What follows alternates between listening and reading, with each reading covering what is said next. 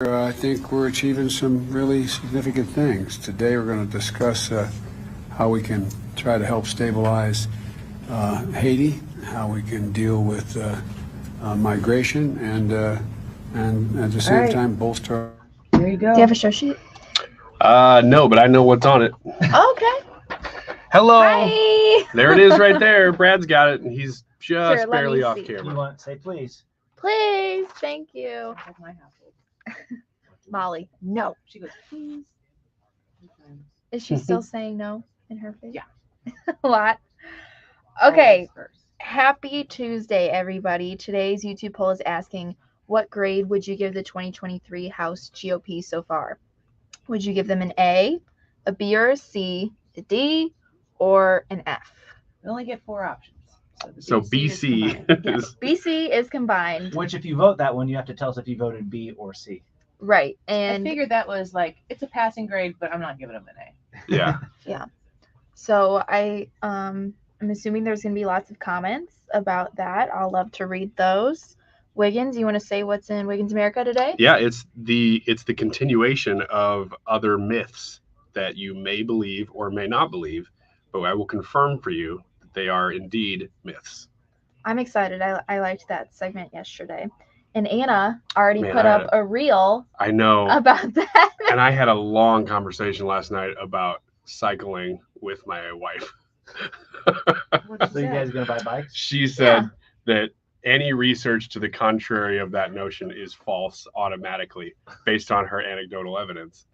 Which is honestly more scientific than your anecdotal evidence. I agree. Right. I agree. As I say, anecdotal I mean, I was pulling up evidence real is one studies, data but point. What? Paul. Anecdotal evidence is one data point. So you put a bunch of anecdotal Mhm. evidence together, you get data. mhm. And then you can say, oh, the data points are. All right. I'm excited for our 105 guest, Joe Concha. He is back with us. He is always a good person to talk to. He's kind of going to give us a rundown of the news of the day, give us his reactions, opinions, all of that. Super excited for that. And at the end of the show, I will give you guys the poll results. Once again, it is asking, what grade would you give the 2023 House GOP so far? Would you give him an A, B or a C, a D, or an F? I'm a little surprised on just the comments so far. Thanks for chiming in, but I was a little surprised to see some of those. Yeah. So Then maybe my opinion is not in the mainstream right now. I'm not going to share it yet, though. yeah, you'll have to give that to us a little later. I'm interested to hear what you guys all think about this because I definitely haven't graded for them and I've already voted. But I'm curious what you guys think, and I'm curious of what everybody on the stream thinks. Mhm. I mean, it is really early to grade them, but this is like a first assignment. A Mhm. lot has happened. Mhm. A lot more than you'd think one weekend. Okay. Pre-show. Refund for businesses who Can't kept wait to employees read on that. payroll during COVID. But today, I'm not going to do the talking. I'm letting a real Get Refunds client tell you everything. I'm Jason Hall, owner of Washington Crab in North Carolina. We are a seafood company with a couple restaurants and a big catering operation. COVID stopped us dead in our tracks, literally having to lock our doors to follow government shutdown orders. I learned about the payroll tax refund through research of COVID relief programs. I initially asked my CPA if I was eligible for the program, and she told me no. I heard about getrefunds.com while listening to the radio. I reached out to them, and they immediately started helping me file a claim. They quickly got me approved for a payroll tax refund, and with that capital, I kept my staff employed, and I'm weathering this recession and high inflation. If you have a business, you should go to getrefunds.com and start your claim now. GetRefunds.com helped their business, and we can help yours too. Go to GetRefunds.com, powered by Innovation Refunds. So let's talk about your IT services. Roadmap Technologies is a local firm that specializes in helping IT managers measure, manage, and reduce software and hardware costs. Is this something that you need in your business? Well, Roadmap Technologies can help you. It's affordable. It's a smart way to make sure that all of your IT is secure the way it's supposed to. Over the last 10 years, my friends at Roadmap Technologies have created a roadmap to success in handling multiple IT issues like asset management and cybersecurity operations for businesses exactly like yours right here in the St. Louis Metro. If you are looking to hire an IT service that you can trust, that is affordable, that is a smart business decision and a smart financial decision for you. I want you to give Roadmap Technologies the opportunity to earn your business. You can call them at 314-222-0057. That's 314-222-0057. Visit them online at roadmaptech.com. Nobody should have to pay for one-size-fits-all insurance coverage. Liberty Mutual customizes your car and home insurance, so you only pay for what you need. Liberty Mutual Insurance. Mark Cox here. If you're nearing retirement or already retired, call Thomas Helbig with the Retirement Advisory Group at 314-993-9494. He'll show you how to participate in the market gains without ever losing a penny. Thomas is the official financial advisor of the Mark Cox Morning Show. That is exactly what I needed to hear. Thank God someone here knows what they're talking about. That's us. That's right. Gotta love this American ride. All right, you need to take the time and get the full picture. Come on, turn the radio on. It's Saturday and I won't be long. Don't get me wrong. I love the ladies. I mean, they rev my engine, but they don't belong in the newsroom. It is Anchor Man, not Anchor Lady. What do you want from me? I'm not America's sweetheart. Goodness sake, Beth. Keep your voice down. Your father's listening to the radio. I'm not America's sweetheart. This is the Annie Frey Show. Our first orders of legislative business have been exactly what we promised to the American people. We promised on day one to repeal Joe Biden's army of 87,000 new IRS agents, and yesterday we did just that. Today, we will counter the Chinese Communist Party with our Select Committee on China. We will vote to protect every American's constitutional rights with the new Select Subcommittee on the weaponization of the federal government. We will also vote to stop the Biden administration from selling our strategic petroleum reserves to China. Elise Stefanik, who is the House Republican chair, conference chair, listing off the different things that the new Republican majority in the House are going to take on right away. Welcome to the Annie Frey Show. We're glad you're here. A reminder, you can take us with you from your car if you're out for lunch right now, back into your office. Easy to do on the Odyssey app, AUDACY. Download it, follow 97.1 FM Talk, and you'll see us. We'll be right there. You can even rewind it up to 24 hours from the time that you access it. Elise Stefanik, I like Elise Stefanik. She's a New York Republican, and I don't think that she's like a Southern Illinois Republican, but she'd be a pretty darn good Illinois Republican on the whole, don't you think? She has the reins in a lot of different ways on pushing and driving through what the Republican Party in the House is going to do. And they are not, the plate is so full for things that they need to do. They need to be organized.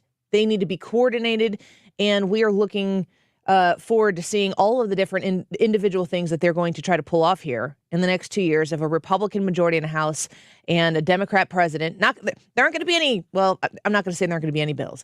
There are going to be very few successes that come out of the Republican majority House that go through the Senate and get to the president's desk that he'll sign that are going to be consequential for the country in a way that national news is going to cover it.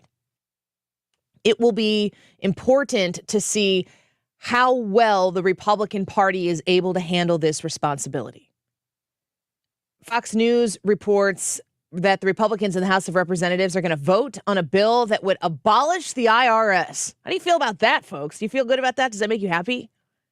Yeah, a little bit. It sounds really exciting. And then I'm like, okay, then what happens next? Eliminate the national income tax and replace it with a national consumption tax. That's interesting. I like that. Fox News Digital has learned that the House will be voting on Georgia Republican Representative Buddy Carter. If Buddy Carter puts it in to be considered, I want to know about it. If Buddy Carter can make it to Congress, that sounds good. Reintroduce the Fair Tax Act that aims to reel in the IRS and remove the national income tax as well as other taxes and replace them with a single consumption tax. The vote on the bill was made as part of the deal between House Speaker Kevin McCarthy and members of the House Freedom Caucus and was pushed forward in his quest for the gavel. I wonder how many of these things we're going to see creep up. Buddy Carter says, you want my vote? This is what you're going to do. You're going to put a bill out and we're going to vote on abolishing the IRS. And McCarthy's like, fine. Okay. Anybody else? Yeah, vending machines in all the classrooms. I'm going to be interested to see how people vote on this. Yeah, like one of the things that I'm going to like about these forced vote issues that he had to negotiate is you actually will get to see people put their money where their mouth is. A lot of people go on the campaign trail and talk a good talk about, well, when I get there, we're going to vote on term limits. And then, well, if the term limit vote never comes up, you never have to see them fulfill that promise. I saw a tweet, sourcing the source in my brain, flipping through the files, coming up empty. I saw a tweet, I think it might have been over the break, and it was talking about lame duck session votes. You want to know who voted for the omnibus bill? You know what? You want to know which Republicans voted for the omnibus bill? The ones that were not staying in office. Mm-hmm.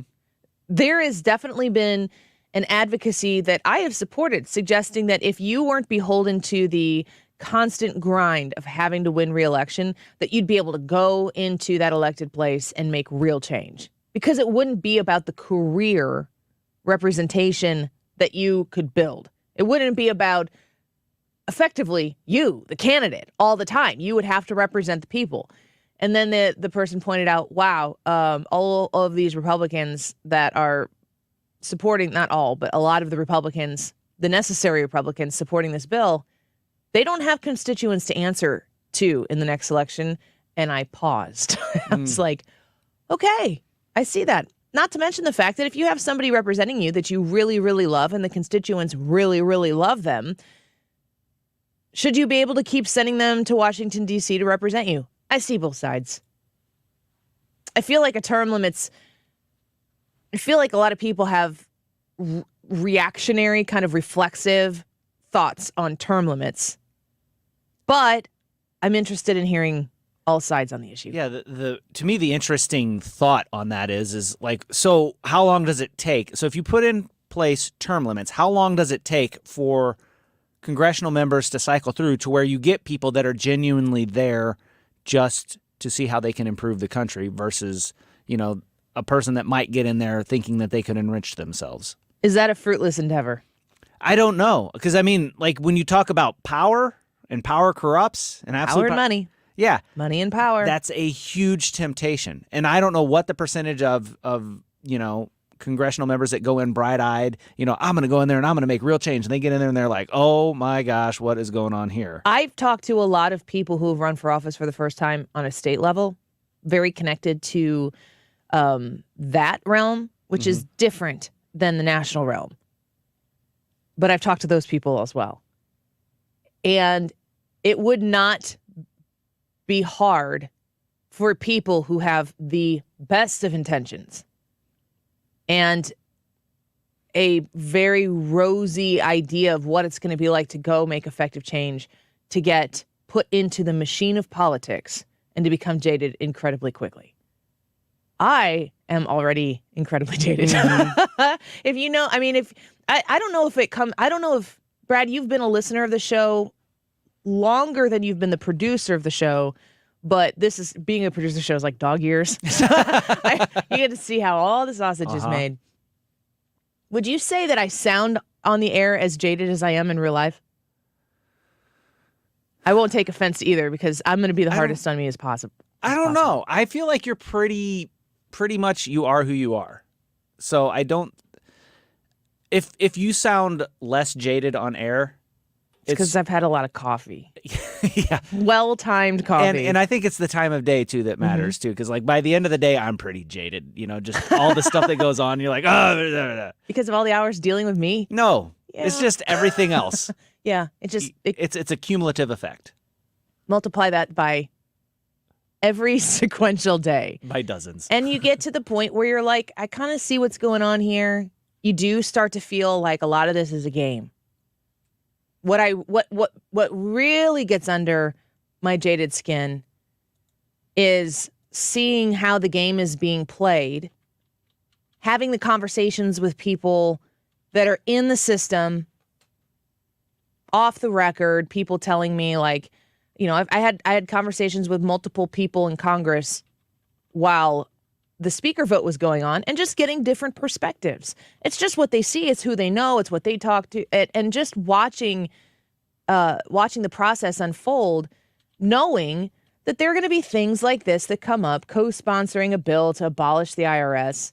Buddy Carter said, co-sponsoring this Georgia-made legislation was my first act as a member of Congress and is fittingly the first bill I'm introducing in the 118th Congress. Instead of adding 87,000 new agents to weaponize the IRS against small business owners in middle America, this bill will eliminate the need for the department entirely by simplifying the tax code and provisions that work for the American people and encourage growth and innovation. Armed, unelected bureaucrats should not have more power over your paycheck than you do. Well, I agree with all that. But I'm thinking, okay, this is what you want. It's just, I mean, I don't even mind that he's doing this. But my question is, Buddy Carter's name is now on this show and is out there for the world to consume. And the idea, the concept of abolishing the IRS is a discussion point. That alone is politically advantageous and is also valuable in the sense that people have to take a moment who've heard this story and consider the value of the IRS. Would we like to fund a military that can protect our borders? Would we like to fund safe and passable roads and bridges so that we can get to our jobs to make our own money? There are things that need to be funded by the public. Would we like to make sure that we have fair judges, that, nobody's above the law? It's what Nancy Pelosi keeps saying. We're going to follow up on that later. Do we want to make sure that we have a justice system that's funded so that everybody is treated equally and that your freedoms are not infringed and that is protected by people who love the Constitution? That's publicly funded. If it's privately funded, we're in trouble. There are purposes for publicly funded things. This bill here is saying, well, let's do it through consumption tax. The more you spend, the more taxes you pay. If you don't have a huge amount of income, then you're probably going to spend less money, which means you're going to pay less in taxes.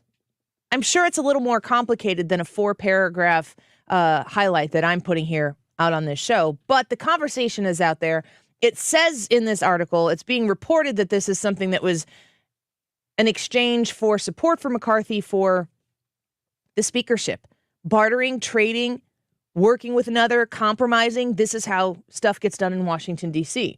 This is pretty tame compared to the many different things that have been exchanged on a daily basis in Washington, D.C. with your money and with your interests not in mind. The system is incredibly inverted because in the United States of America, the people are supposed to be the supreme being. You are literally the most important person as part of the people in the pyramid of importance and authority in this country. The people who go to Washington, D.C. are there to serve you. But that's not the system that we have in place right now. So the question is, how do you elect people who will go into that system and not be corrupted and broken? I mean, really, in many ways, shapes, and forms, broken by a system that's set up to break them. You have ideas, you have anger, maybe a little righteous indignation about yourself. You know that the way things are headed in this country are not good. You know that the way things are moving in the United States of America don't look good for your children and for your grandchildren, and you want to do something about it. So you say, fine, put my name in that. How do you get past the system that is set up to break those people once they get there? And listen, the people who are involved in that system now were, on the whole, a large percentage of them, good people with great intentions who probably understand that you can in one hand completely understand how the system works, and in another hand still have those great intentions and a sense of purpose that you can bring your constituents' needs and wants and demands to that body of government and still advocate for him. But the chances of you doing that and completely ignoring the system, you're probably not going to be too effective. You're going to be isolated. They did it to Marjorie Taylor Greene. They didn't like the way Marjorie Taylor Greene was when the Democrats took the House, and they said, you can't be on a single committee. Guess what Kevin McCarthy said to Adam Schiff and a whole list of other individuals when he was making his case to be the speaker weeks and weeks ago? He said all those people were going to be off committees. I wonder why he said that. And I also wonder why Marjorie Taylor Greene was sitting next to Kevin McCarthy through the entire speaker voting process. This is the way the system works. How do we get good people to get into this system, to advocate for you, and to do it in a way that what they bring into the system, they hold dear and cling to and clutch to the entire time that they serve? We're watching a new majority of Republicans now in the House. Last week was a dramatic week. Many called it embarrassing. I never did. I thought it was healthy. I thought it was good. I liked that it was public. And I'm not just saying that. And you can go check the tapes, because when Nancy Pelosi was having trouble securing her speakership when the Democrats took it back, I was cautious towards Republicans, saying, don't dunk on this. They're going to have Nancy Pelosi in there in days. And all of this, high kicking that we're doing over here on the Republican side is going to be for naught. And then Nancy Pelosi is going to Nancy Pelosi her way through the years that the Democrats have the majority. And boy, she sure did. Find out what your representative is doing, hold them accountable, and remind them around every corner who they are there to represent. Because if they've got pressure coming at them from the Washington, D.C. system, which in many cases unelected, and in many cases entirely bipartisan, make sure that you develop a respectful relationship with your congressperson. Rodney Davis used to be mine. He was a Republican. The Democrats in the state of Illinois redistricted the state. And now Nikki Budzinski is my congresswoman. She's a Democrat. I'm going to pay close attention to what she does. And I want to have a respectful, healthy relationship with Nikki Budzinski in the Illinois 13th to make sure she understands that I am in her district, I am her constituent, and I do care what she does there. And the fact that she's a Democrat doesn't mean that she should not care about what I think about how her vote affects my life in the Illinois 13th. And the fact that I'm a Republican shouldn't keep me from wanting to have an open conversation with her and reaching out to her and communicating with her. That's why we put up today's YouTube live chat poll. What grade would you give the 2023 House GOP so far? Folks, it's January 10th. So we have 10 days to assess how you feel about the Republicans so far. Last week, we had a lot of special interest people, Democrats coming on cable news, pundits on cable news, people on the right, many people on Fox News on the right saying that it was an embarrassment and they need to get their act together. Newt Gingrich was a former Speaker of the House, and he was saying the same thing. What grade do you give the 2023 House GOP so far? YouTube gives me 4 options. So this is how it goes. You give them an A, you give them a B/C, so a passing grade, but not worthy of the A D, or an F. You go to the Annie Frey YouTube channel and you vote. Grade the House GOP so far. Share this poll with your friends and get them to vote as well. And leave your comments in the live chat there so that we can know why you graded them the way you did. And Hannah, as always, at 2:45 recaps the daily YouTube live chat poll with your results and your commentary. When we come back, let's open the phones and get your vocal grades on the House GOP so far. We'll do it quick. We'll take as many phone calls as we possibly can. Let you get your thoughts out there and move along. You can give us a call at 314-241-9797. 314-241-9797. Grade the 2023 House GOP. We'll be back in just a minute.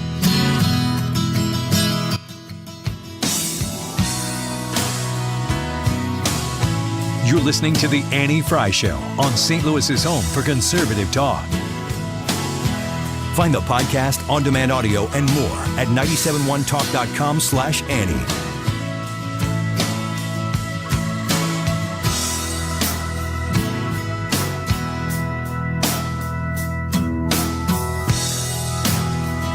The federal government is hiring 87,000 new IRS employees and enforcement agents. Make no mistake, with spending out of control, they're looking to collect revenue. The first target will be you. If you have not paid your taxes or filed them in years, let me help you get that target off your back. Hi, this is Lance Drury with the Lance Drury Law Firm here in St. Louis. So if you have unfiled returns, wage levies, bank levies, or tax liens, now's the time to call the Lance Drury Law Firm before the IRS calls you.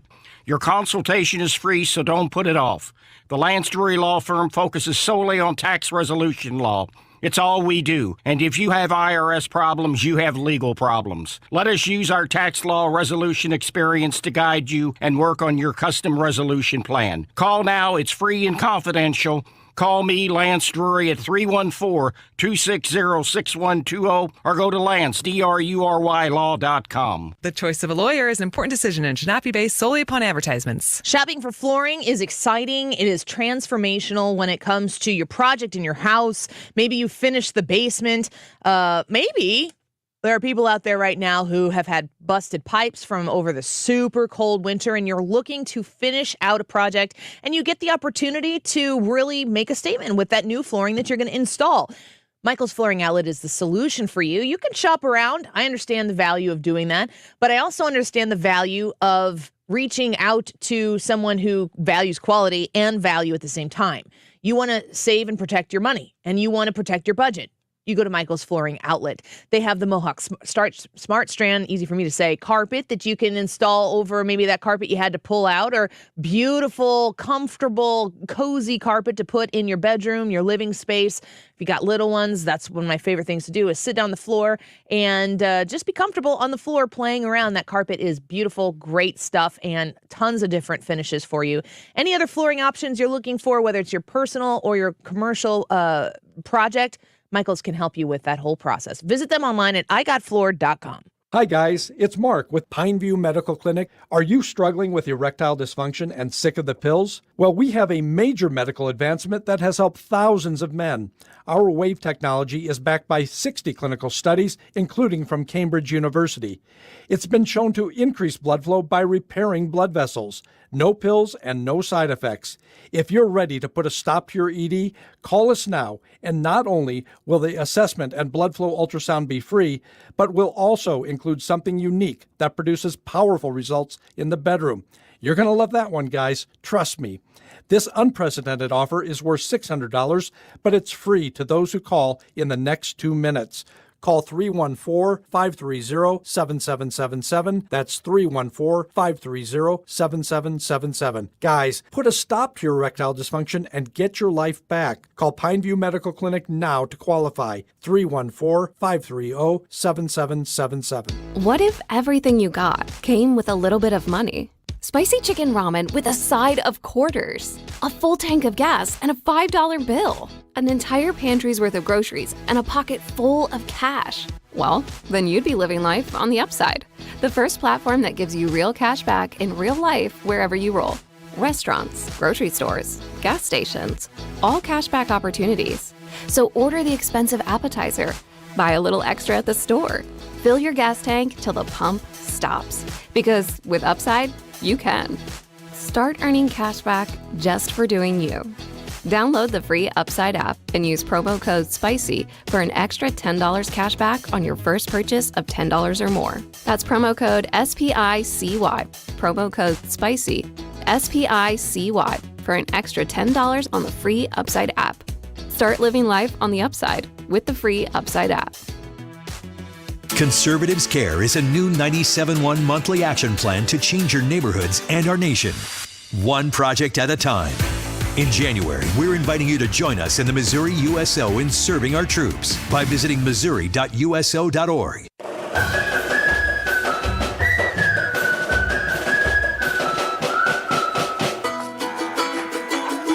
Welcome back to the Annie Frey Show. We're glad that you're here right now with us on 97.1 FM Talk. St. Louis is home for conservative talk. We're discussing the House GOP, the 2023 House GOP, and on the Annie Frey YouTube live chat, you can go grade the House GOP so far. I want to get to some phone calls here. We got a couple open lines. If you want to join us, 314-241-9797, 314-241-9797. You call in, give us your name and your grade, and we will let you talk on the air for a minute about why you feel that way. I'm going to let you, Brad, take the lead on this.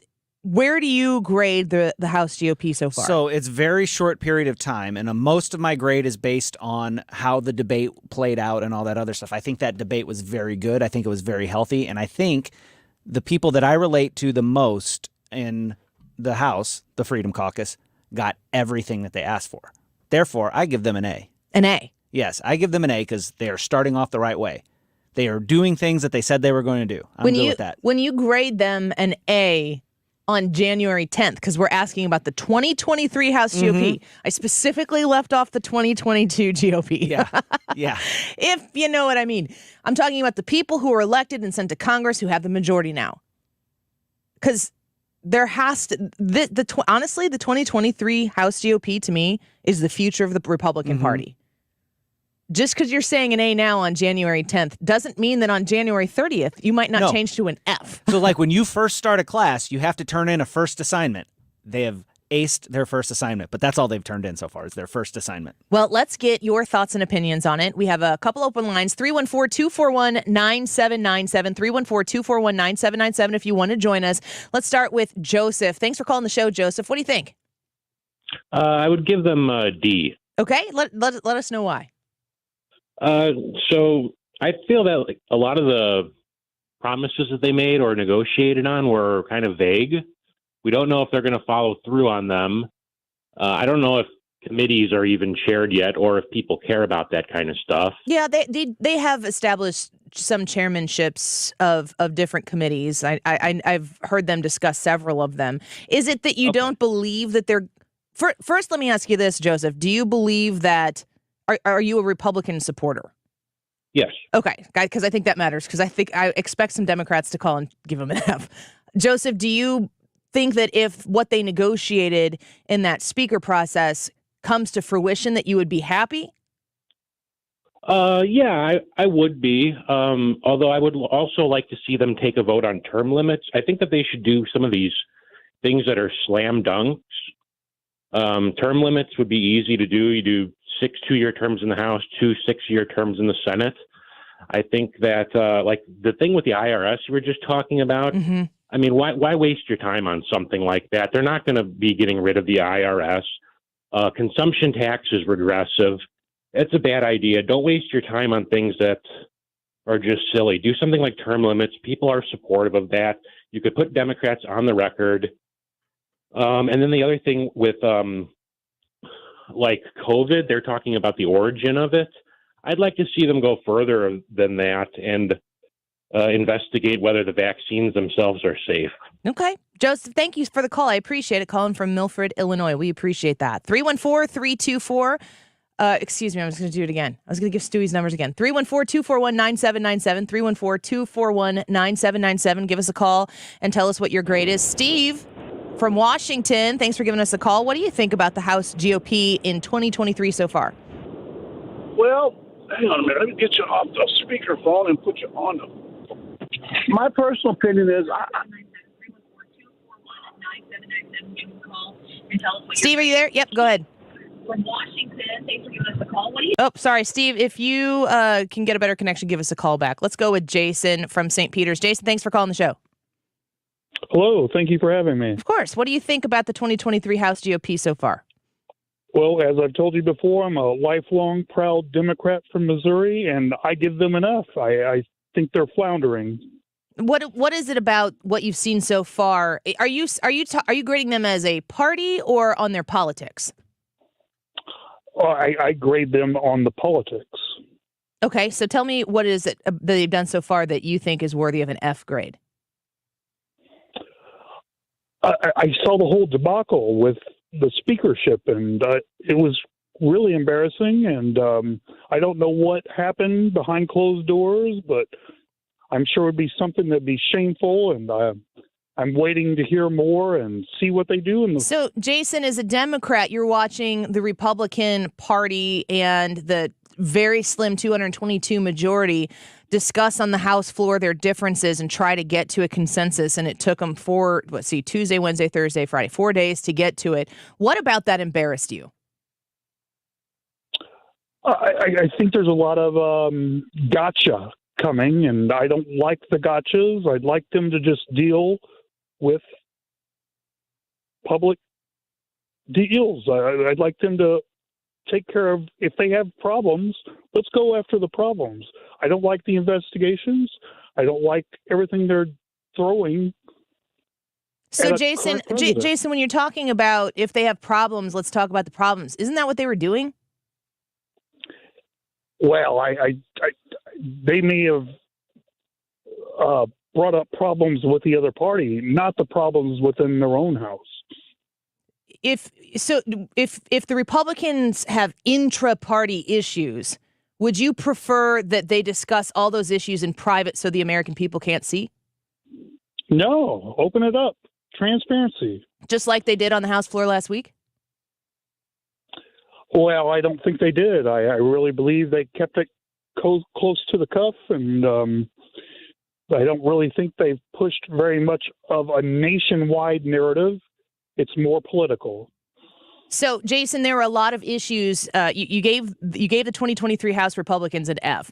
There were a lot of issues that were discussed in a week's time, night and day, within the Republican Party about how they were going to use their majority. And because the Republicans didn't achieve the red wave that everybody falsely and wrongly predicted was going to take place in 2022, that slim majority is huge. It gives every single Republican in the House a lot of power, because if they dissent, then the Democrats, they could potentially get their way on specific issues.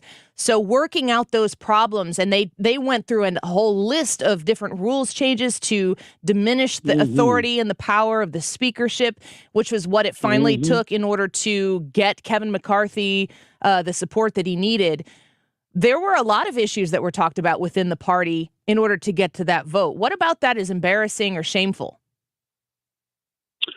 Because I don't believe the majority of Americans have voted for Democrats over the past few cycles. That's actually not true. But forget about the president. We're talking about the House. Brad, am I wrong? Sure. The House got the majority of Republican votes. Yeah, there's not a majority of Democrats who voted for House members in this election. The House majority vote was won by Republicans. The House doesn't reflect the American ideal. They go by gerrymandered states and districts. Like in Illinois? Sure, they do it too, but I don't think it's a good thing. So Jason, I wish we'd gerrymandering. So Jason, you're saying that the closest thing to constituent representation that we have in our federal government, as designed by the Founding Fathers and the House of Representatives, is not reflective of the United States?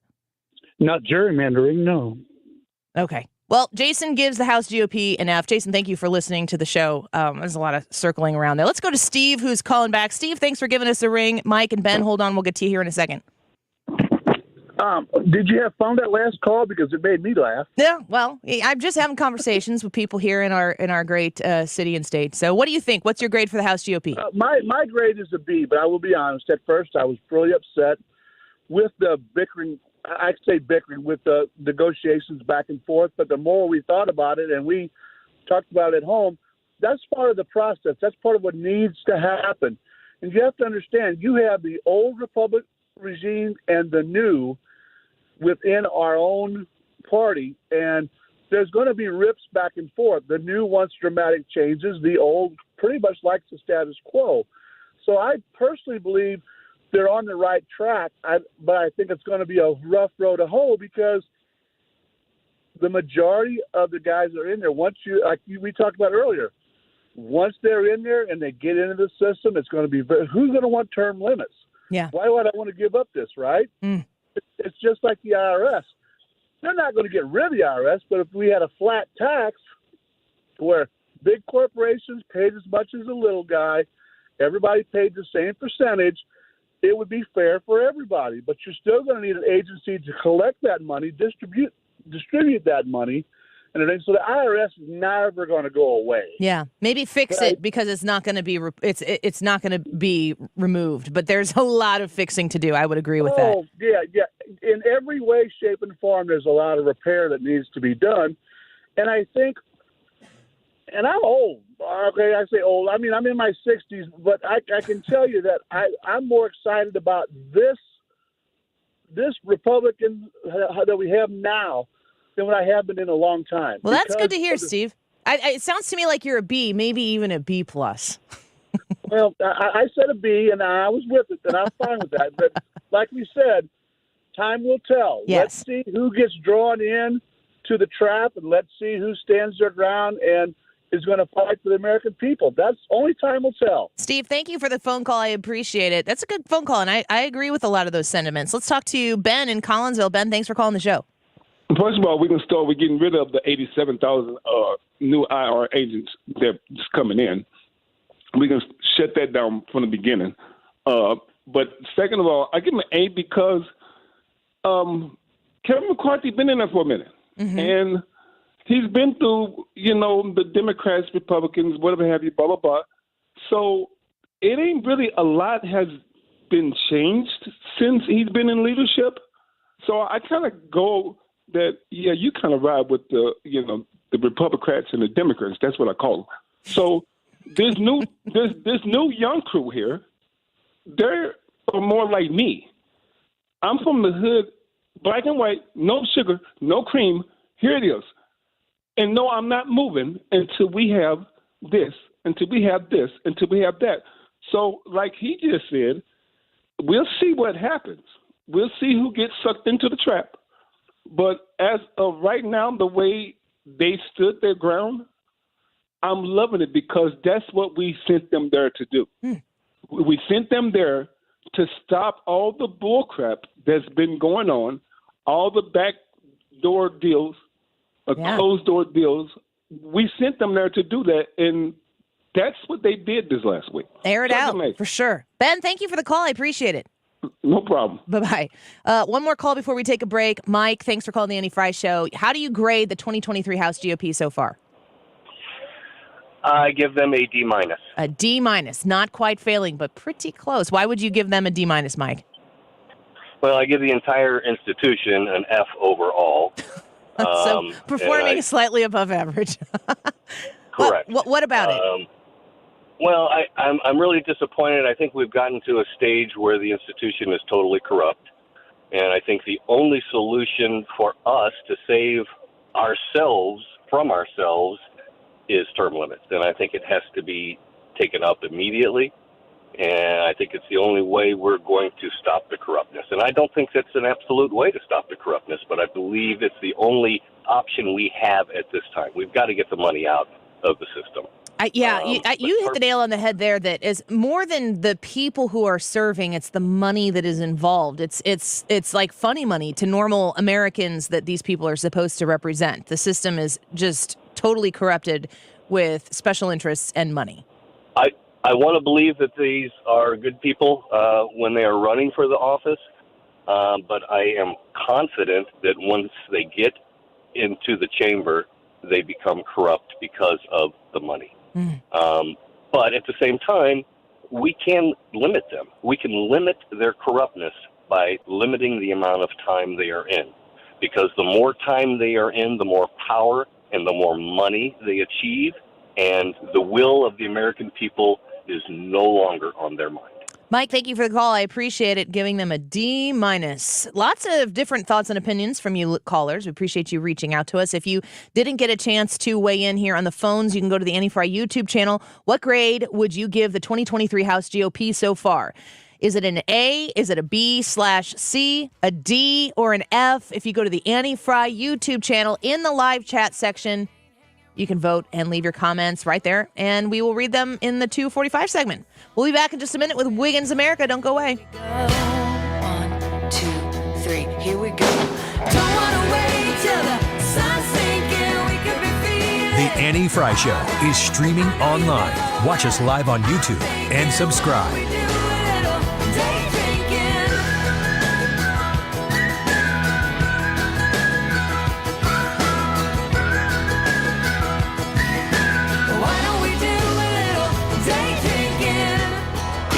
thinking about vision correction in the new year, there's no better time to get it than right now. Mark Cox for my friends at Brenton Vision. They have everything you need to help achieve that crisp, clear vision you deserve.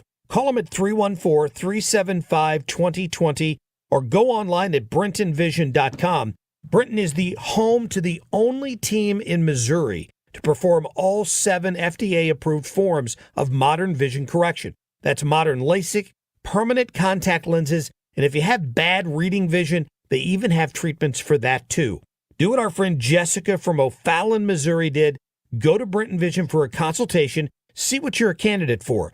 Jessica told us to be able to see clearly without the use of glasses is such an incredible feeling. So if bad vision is standing in your way, call Brenton Vision, 314-375-2020, or schedule right now at brentonvision.com. That's brentonvision.com. Stewart's American Mortgage, 314-324-4440. 314-324-4440. You call him, you text him, and you ask him how he can help you with your mortgage. Boy, can he help you with the bagel loan. When you do a mortgage process with Stewart's American Mortgage and you use the bagel loan, you're not going to pay any of those closing costs, those fees that other lenders out there will charge you to go through that process, which means if you're buying a home right now and you obviously need to secure a mortgage, you go with Stewie, it's going to save you thousands of dollars. If you're looking to do a refinance on your home, likely a cash out refinance, maybe to pay down some debt or to make a necessary repair or addition to your home or some expense that you're incurring, when you do the bagel loan refinance,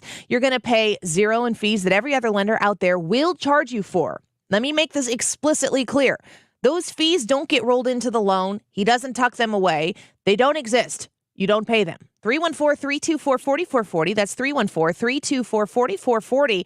You can Google the bagel loan, NMLS number 226715. Join Mosby Building Arts every Saturday from 12 to 1 p.m. on 97.1 FM. Rich Orse and guests give insider tips about renovations, design, construction, exteriors, and more. Tune in to Right at Home with Rich on Saturdays or catch the podcast online. You're listening to the Annie Frey Show live from the Air Comfort Service Heating, Cooling, and Insulation Studio. Air Comfort Service is proud to support Greater St. Louis Honor Flight. Sign your veteran up for the Honor Flight today at gsl.honorflight.org. And for heating services, visit aircomfortservice.com. The voice for hardworking, free-thinking Americans. St. Louis's home for conservative talk. You're listening to 97.1 FM Talk.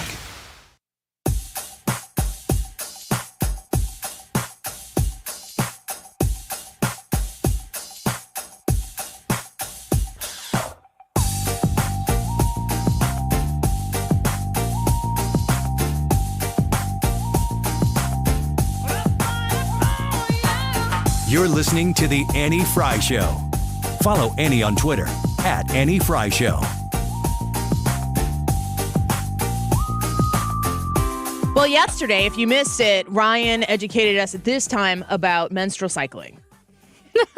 That wasn't the point. And then yes, he went home and apparently his wife had a conversation with him, which I would like to touch back on in the 2 o'clock hour. We're going to have Katie Wiggins and join the show. I sure hope I never have to have that conversation with my wife. There's an easy way to never have that conversation. I know what that Don't way bring it is. up on the radio. YouTube, if you follow us on YouTube, Anna, our digital master out there, made a really quick turnaround on that. It's like, she saw that and she's like, that is content. Yeah, immediately. Shit, menstrual cycles. Oh. Ryan Wiggins talking about women cycling together. What could possibly go wrong? Let's tell the world. That was her thought process. It happened right away. Yeah, it was funny. But there's Wiggins! Oh! Wiggins! More where that came from. Yeah, so yesterday's Let's talk about menopause. No, let's not. Menopause is a myth. You're not hot. You just need an air conditioner. Good thing the phone lines aren't open for that one. AirComfortService.com. They can fix your insulation as well. That's right. There's the plug. Yesterday, I don't know if they wanted that one. No, that one's. I was going to say that one's free, but I think we have to pay them. Sorry, for Corey. That. Yesterday, just to catch you up, so we went through carrots give you better eyesight. That's a myth. And there was apparently in the room. Also, it is incredibly important to predicate all of this with, according to BuzzFeed. Yes, this is BuzzFeed's I double source opinion. checked these, though. Well, as far as I could, because we'll get to the one that caused all the controversy. Lightning never strikes in the same place twice. Yes, it does. Shaving your hair makes it grow back darker and thicker. Not true. Anybody actually? Did we talk about that? Yeah, one? we did. We talk about like that in the sense of like facial hair or like leg hair or something like that. But What like other if, hair are you if it talking about? actually, Hey, easy. well, if you shaved, Okay, let's if you shaved your head, so if you were balding, you could just shave your head and then it would grow back thicker and darker, and then you would have more hair again. And that's not what happens with bald guys. I hate this segment. Next topic, please. Hannah got halfway through that sentence and thought, "Ooh, no, Bail out, bail out." Point on this doll.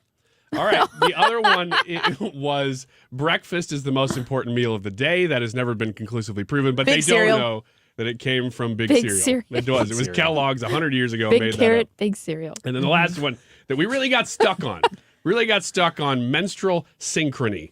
And the fact that most studies have concluded there is nothing to this. Not most studies. They have. That's Most look it studies, up, look it according up.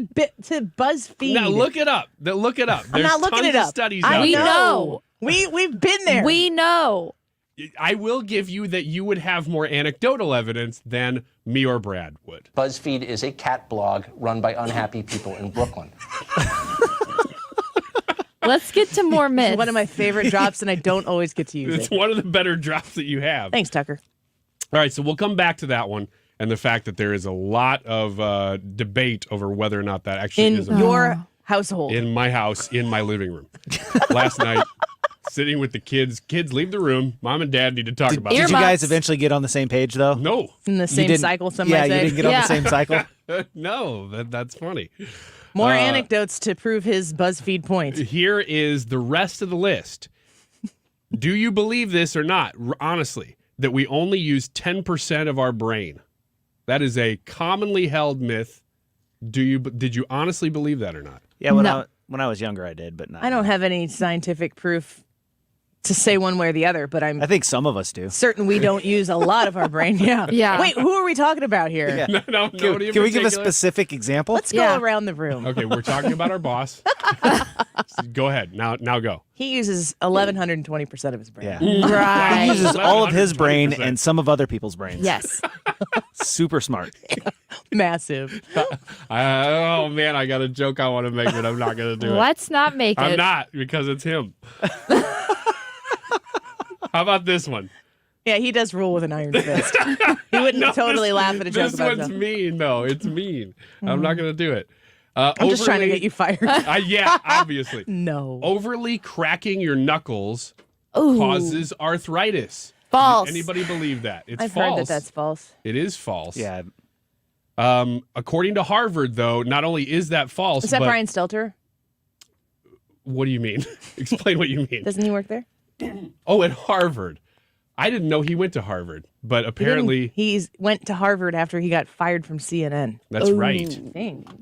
But it says even if knuckle cracking doesn't cause arthritis, there's still good reason to let go of the habit. Chronic knuckle cracking may lead to reduced grip strength, but it doesn't cause arthritis. And I'm saying that, unfortunately, to my grandma. who's Brian told me that my Stelter whole life. is a fellow Oh. at CNN. What is the rank? Is fellow higher than professor? I think that by the time you're a fellow, you're where you feel that ranks is really up to you. Because I hear that term a lot, like heritage fellow. Yeah. And It's things. fancy. I don't know what that Fancy means. talk. Yes. I want to be a distinguished. girl Pinkies up. fellow, which would be a fella. Yeah. A fela. I was going to say feline. I'm like, no, it doesn't quite fit. Here's another carrots one. See if you believe this. Big carrot. Yeah, it's all over the place. Big carrots all over the place. Rabbits love carrots. I think rabbits have access to carrots. I think they only like the green part of the carrots.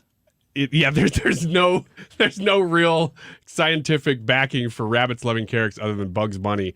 Apparently, Oh, bugs. the only reason that Bugs carries one is that it was a parody of some movie from Clark Gable way back in the day called It Happened One Night. And Man. You can rest easy now. that movie has been so long forgotten, but Bugs continued to carry the How carrot. deep of a rabbit hole did you go down on this? That's a good one, too. That's a good one, too. Unintended. Have you ever heard that lemmings run off of cliffs to kill themselves? I've heard that. In I've heard they run off in of cliffs DC? and therefore kill themselves. Yes. I don't know that that's their purpose. No. Have you ever sat and talked to one, though? Yeah, exactly. Have you don't- talked you to don't one really know. in my living room last night? Did you just refer to your wife as a lemming? Oh, No, his children. They kind of are. I think I did. No, lemmings do not commit mass suicide. They do not run off of ledges. That's good. It was made up in a Disney documentary in the 50s. Disney, I cannot Yes. tell you what. Misinformation left and right. Yes. And apparently that is the source of why people still think that happens. The last one on the list here. Coca-Cola did not create the red and white Santa Claus. Did anybody actually believe that or think long enough about it? No. That's the truth. That's not the myth. No, the myth is that they did create. Correct. You just said Coca. Sorry. I was like, Coke created Santa? Reverse How's that even possible? Back He's it been up. in the North Pole the whole time. That's right. The red and white. So not different versions, of course, but everybody refers to Coca-Cola as having created that version that we all know now, but they didn't. It's like modern depiction of Jesus is just not necessarily, they didn't actually take, that was Big Kodak. Big Kodak. Have you ever seen one of those modern pictures that say, this is what we think he actually would have looked like? Yeah.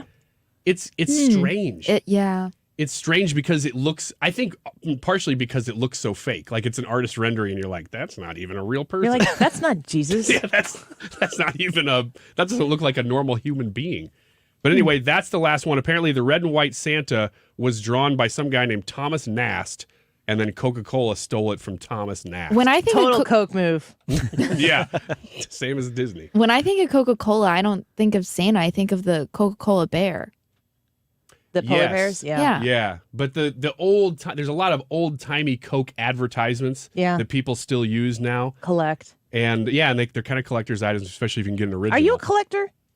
Yeah, but not of anything cool. Are you a collector? Are you a hoarder? No. Yeah, we have a word for that, right? Sports memorabilia a little bit. Not actively, I don't though. understand collecting. Neither do I don't disrespect it if people are into it, but I don't understand it. It's a kid thing and it's a young guy thing. The older I get, the less I do it. It's because you have bills. Yeah, and I don't know what to do with the stuff I collected. We'll talk about this more in the next hour, along with Joe Concha and those documents that the president had at his place. Don't go away. Well, the new year is here, and it's time to take advantage of Zero Res's best deal of the year. Carpets, tiles, rugs, upholstery, basically every surface in your home can be Zero Resified. So it's time to call the cleaning pros at Zero Res. Don't forget your air ducts either to help alleviate allergies or asthma. It's very important to enjoy less dust, lower energy bills, and your home is going to stay cleaner longer. If you book with Zero Res and you book and clean in January only, you get 23% off all services for 2023. If your home had a New Year's resolution, it would be to get clean. Let's face it. Zero Res has a 4.9 rating on Google with over 4,300 reviews, and the Zero Res 30-day Gotta Love It guarantee makes it easy to get what you pay for. I love them. They've been in my home many, many times. I trust professionals at Zero Res. It's a smarter, lasting clean. And ask for the Mark Reardon special for the 2023 January sale. 23% off all services. Don't put it off. Schedule your appointment today at ZeroResSTL.com or call 314-474-2020. Online at ZeroResSTL.com. So Laura Michael Insurance, online at lauramichaelinsurance.com. She can do insurance for contractors. Is this you? Do you need the specific right kind of insurance that maybe you haven't been able to find, or you don't feel like you're being covered correctly? Not enough, or maybe way too much.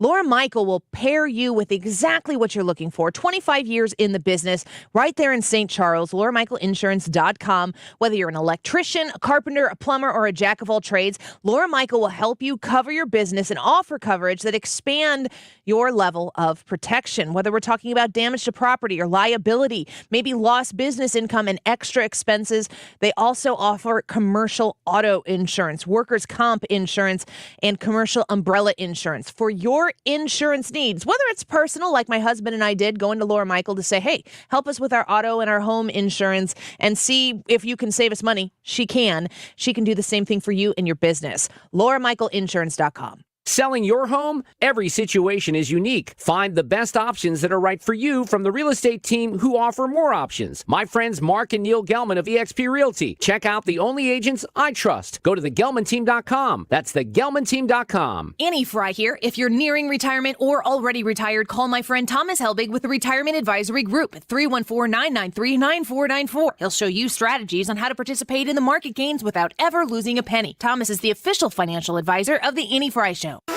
KFTK FM Florissant. From the Under Law Injury Lawyers, GetJim.com studio. 97.1 FM Talk. Always live on the free Odyssey app. The Golden State gears up for more storms. I'm Matt Napolitano, Fox News. Another atmospheric river storm coming for California while residents try to assess the damage. Fox Weather's Robert Ray is in Capitola Beach. Many businesses and restaurants cleaning up today as the waves and the rain have taken a slight break. Another round expected on Wednesday and later in the week. But in the interim, famous restaurants here like Zelda's, who's been open for nearly 5 decades, going through, taking out all of the tables and chairs that people normally dine on and trying to figure out a path forward for them. The National Weather Service says at least 34 million people in California remain under a flood watch. President Biden in Mexico City continuing a summit of North American leaders. What we should be doing, and we are doing, is demonstrating the unlimited economic potential that we have when we work together and in the hemisphere, and to help the entire hemisphere. The president holding bilateral talks with Canadian Prime Minister Justin Trudeau prior to a meeting between those two and Mexican President Andrés Manuel López Obrador. The Biden administration is facing calls to extradite former Brazilian President Jair Bolsonaro. He's currently in a Florida hospital, while more than 1,500 people have been detained in Brazil for storming government buildings there, claiming election results were rigged. The newly sworn-in president of Brazil, Luiz Inácio Lula da Silva, has repeated his vows to get to the bottom of those riots Sunday and punish the people who paid for the protesters to camp outside Army headquarters for so many weeks. He has asked how they could have begged the military to intervene to, quote, stop the steal, when Brazil has a brutal history of military dictatorship. That's Fox's Amy Kellogg. America's listening to Fox News.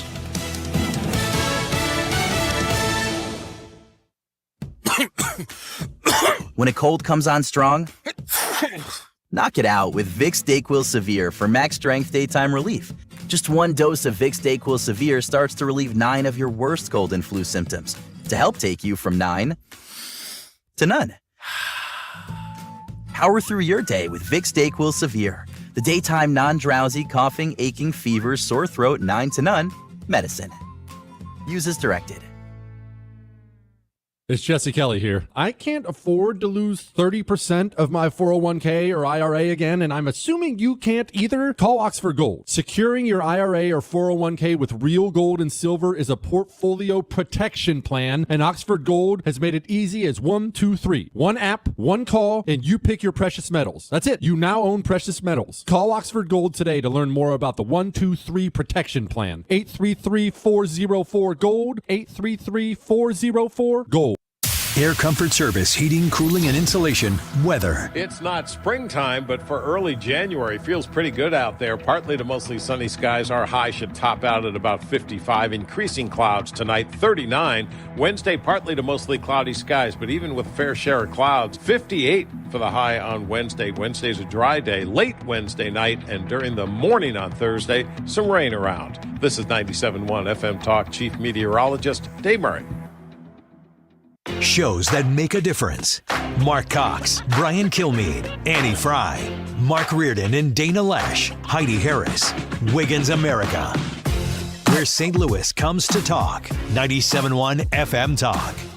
If your New Year's resolution is to finally get the bath or shower of your dreams, Bath Fitter of St. Louis makes that process really easy. Mark Cox here for my friends at Bath Fitter. In just one day with no demolition or mess, they can install a new bathtub or shower for you. Right now, you can get 20% off up to $1,000 or 5 years of no-interest financing and a lifetime guarantee. Call them at 636-338-1648. That's 636-338-1648. And tell them Mark Cox sent you. What's your favorite four-letter word? Chances are you've said it more than a few times dealing with this crazy world we live in. But at Compass Retirement Solutions, our four-letter word of choice is hope.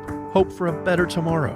And hope that your retirement plans don't take a back seat. You've watched inflation soar. And maybe your retirement future feels a little uncertain right now. But all hope is not lost. Find out exactly how much risk you're still taking with your investments. Find out how you may be able to save big on taxes. And find out how having a written retirement plan just might give you the hope you've been looking for. Call today to set up a meeting. 314-373-1598. That's 314-373-1598. Compass Retirement Solutions. 314-373-1598.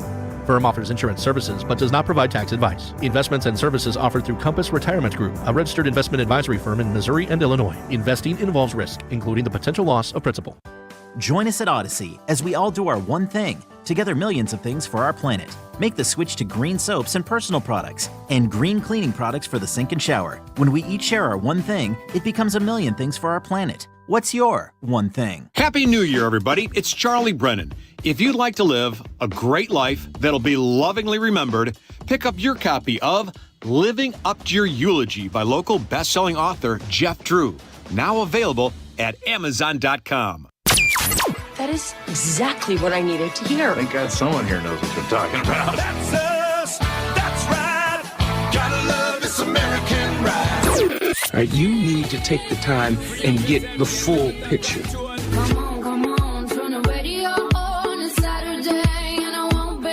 Don't get me wrong. I love the ladies. I mean, they rev my engine, but they don't belong in the newsroom. It is Anchor Man, not Anchor Lady. I'm not America's sweetheart. Goodness sake, kid. Keep your voice down. Your father's listening to the radio. I'm not America's sweetheart. This is the Annie Frey Show. Well, clearly there's going to be some political concern here. The president gearing up for a potential launch of his re-election campaign, and now you have hanging over them this legal cloud. But it was interesting and I think important to note that White House advisors at the highest levels would have known that this issue was ongoing for at least 2 months, given the timeline we were given from the White House yesterday. And so I think one of the questions is about why they've waited for this story to sort of break in the news on its own versus being fully transparent, disclosing this as soon as it happened 2 months ago. That's one of the many questions I think reporters are going to be trying to ask when we see President Biden later today. He will be delivering statements with the other two leaders here and taking a question from each of the respective press corps here. But obviously there's a lot of other topics to ask about as well, but it'll be our first chance to see if he'll weigh in on this one. That's NBC asking the question. I wonder why he didn't report on this 2 months ago. Wow, what was 2 months ago? Oh, it was right before the election. Like literally the week before the election, which is funny because that was just a couple weeks after Mar-a-Lago blew up and became a really big deal. And who was right back in the center of the news with the FBI and flashing lights at their home? Of course, Donald Trump. But I don't understand why they didn't come out with this to the American people right when it happened. Joe Concha knows, though. Joe Concha, welcome back to the show, political columnist at The Hill, a Fox News contributor, and author of the book, Come On, Man, which I have a feeling he just said here recently when this story was revealed. Joe, Happy New Year. Welcome back to the show. Actually, I muttered to myself, Annie, democracy dies in dumbness, all right? Because the NBC guy, we just don't quite understand why he didn't say this 2 months ago. Dude, yeah, I don't know if it is dumb and that reporter just didn't do the math as far as why would they keep this from the American people, to your point, because it was right before an election. But forget 2 months, 2 years. This has been going on for 2 years. You've been talking about it. I've been talking about it for 2 years. I mean, the numbers are extraordinary, Annie, and Happy New Year to you, by the way. Thank you. All right, so let's go through them, and they're all horrible, right? How did that NBC reporter put it? This immigration cloud hanging over the administration. It's a friggin' humanitarian crisis, you moron! But anyway, here's the thing. 14 Border Patrol agents have committed suicide in the past year alone. 5 million people, more than 5 million, have crossed into this country in the past 2 years alone.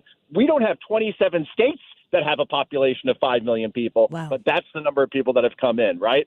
Then you look at, obviously, fentanyl killing more than 100,000 people per year in this country, killing a record number of people. It's the highest, it's the biggest killer of those between 18 and 49. And 800, and by the way, as far as, the Biden administration is so much more humane towards migrants. A record 853 migrants died trying to cross into U.S. soil over the past year. AOC, Kamala Harris, nowhere to be found for the photo op. And now, finally, Joe Biden goes to the border. But we saw what happened. He goes to El Paso and not to say, Eagle Pass or Del Rio, these places where obviously that is the epicenter of the crisis, and they clean up the town before it even gets there. It's I'm not a guy who gets mad very often. I may get a little intense, a little passionate, but now I'm mad because this is just pure gaslighting, and our stupid media won't report on this the way they should, and there's no outrage from the editorial boards of the New York Times or the aforementioned Washington Post, Annie. Joe Concha with us right now. I mean, is there any retribution or reckoning for this kind of journalism that is dying right now in front of the American people? No. Okay. Next Why I question. know this? I'll give you two examples, okay? That poor, another NBC reporter, the guy who reported on the Paul Pelosi attack, right? And he asked some questions in his report based on his sources, including why was the suspect alone with Mr. Pelosi for 30 minutes before police arrived? Why did Mr. Pelosi walk back towards the suspect after police arrived instead of running out of the house as fast as possible, which anybody would have done? And he got suspended for 4 weeks without any comment from NBC as to why. And that's probably because the Pelosi people got to NBC and said, you can't have your reporter on there actually doing reporting, actually asking good questions about this.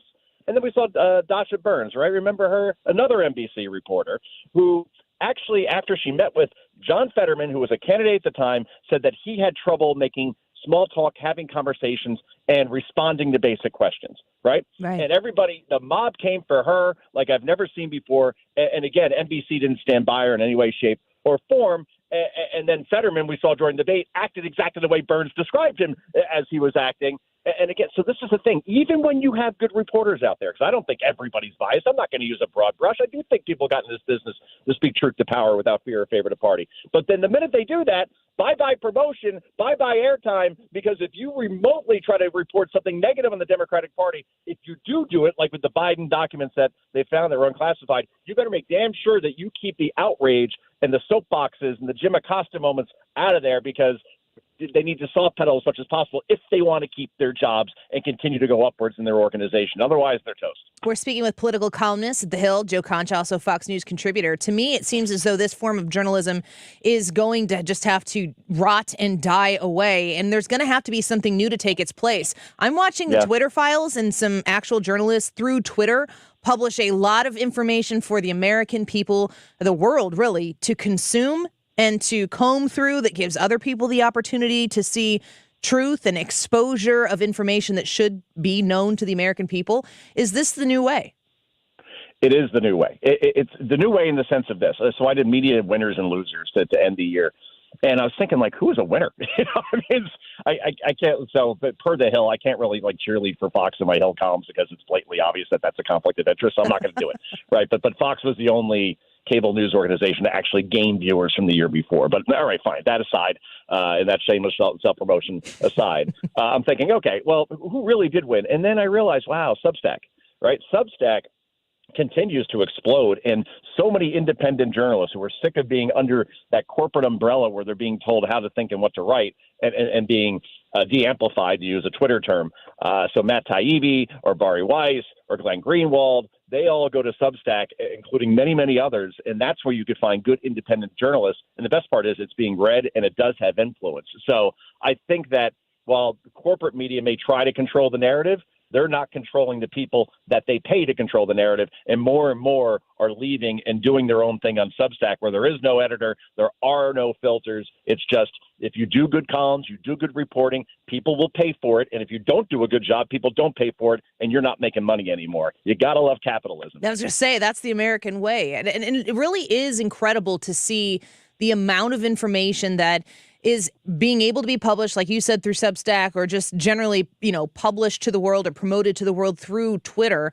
The Republicans now have the House, and you've watched last week. A lot of people called what took place in the House last week embarrassing. I thought it was healthy and good. I might be in the minority because of that, but we've gotten through a week of intra-party fighting where they were able to come to a consensus before the weekend commenced. And now there's a ton of jobs for this Republican majority to do. And I think a lot of this exposure coming even from these Twitter files needs to be looked into by investigations through this House GOP. We have a YouTube poll up today, and we're asking people to grade the 2023 House GOP so far. I'm curious what you think about that. Wow. Well, I think as far as Twitter files, they are going to subpoena members of the Biden administration and particularly their emails. They want to know what kind of communications were going on between the Biden campaign, the Biden administration, and social media companies like Twitter, Facebook, Google, and the like. To see exactly, were they trying to control the narrative? Were they trying to shadow ban conservatives? And obviously, we already know the answer to that with the Twitter files. But to do hearings around it and to actually have receipts and emails, that would be a nice thing. Overall, like last week, I had mixed feelings about it, right? On one hand, yeah, it's nice that we're not like North Korea or China, or the Democratic Party, where everybody is in complete and total lockstep, and there is no disagreement whatsoever, and we all fall in line. Well, no, that's not democracy. It's good to have some disagreement. I thought that the Matt Gaetzes and Lauren Boeberts went a little bit over the top on it for their own gain, and with Gaetz particularly fundraising off of it, it's like, all right, well, it's one thing to be principled, it's another like, okay, hey, pay up, So I don't know. But overall, McCarthy was always going to get over the line. For a while, I thought maybe Scalise might step in, but he's a loyal soldier, so that didn't happen. But now, everything gets blown up in the moment, Annie, right? Like, oh, but this is so embarrassing. This is going to destroy the Republican Party. And now we're already to next week, and everybody's basically forgotten about it. And once these investigations begin into Hunter Biden, into the Twitter files like you talked about, the one that interests me most personally is where did all the COVID money go? Yeah. And particularly with Board of Educations and the teachers unions. And, well, gee, did you really improve the health and safety of my children? Because I'm not seeing it. So where did it go? So that's what I want to know, because that might be the biggest fraud of the century. All that COVID money, where it went and how it wasn't spent the way it was supposed to. We're speaking with Joe Concha. One last question to tie this all together with a bow here. You've got so much on the plate for the House Republicans and the media that's going to have to report on it, whatever version of media, whatever medium we're speaking about here. The Republicans are going to have to walk and chew gum and play in a one-man band all at the same time. How do their efforts get reflected and reported on in the next year, the next 2 years, as we move into that presidential election in this version of media that Americans are consuming? Those efforts will be dismissed. They will be mocked. They will be ridiculed. They will be basically Republicans will be called. How do I put this? Weaponizing the gavel, right? That's the way we're going to see it. The halls of Congress, which have been so hallowed for so many years, particularly under Nancy Pelosi, now are being used for political gain in order to destroy a party before a presidential election. Basically, that's what you're going to get, these soaring Aaron Sorkin-like speeches on how all these investigations are really politically driven and nothing to do with things like, hey, did coronavirus come from a lab that studies coronaviruses? And if so, can we get some investigations around how that happened in terms of Dr. Fauci's role, perhaps, in that? These are all good, legitimate hearings, I believe, particularly with Hunter Biden, because you could have a sitting president who's compromised by the Chinese, who are last check are our biggest adversary. And if he was getting 10% of profits from deals that were done in that country, and there are receipts and emails that show that, I'm pretty sure if that's Donald Trump Jr.'s laptop, we would hear some yay, go. We have to get to the bottom of this.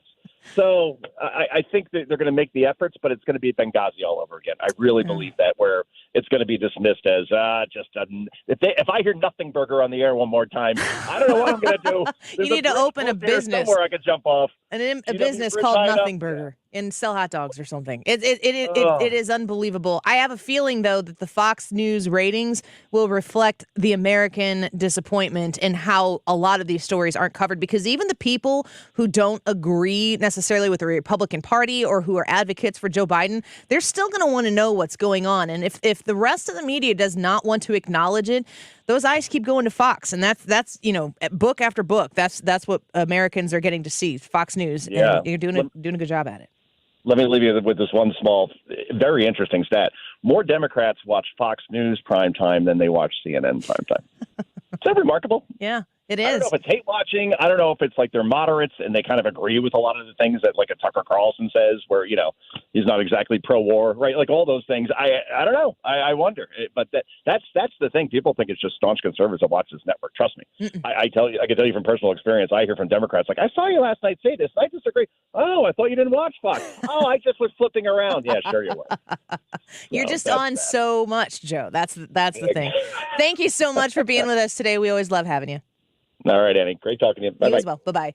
Joe Concha, political columnist at The Hill, and of course a Fox News contributor. He is on quite a bit, and always appreciate seeing him, and always grateful that he works the Annie Frey Show into his schedule. It's because he values you, and so do we. Let's take a quick break. Go vote on the Annie Frey YouTube live chat poll. What grade would you give the 2023 House GOP? That's a very specific group of people. If you've got a 10-day exposure here to figure out what's your initial grade for that House GOP.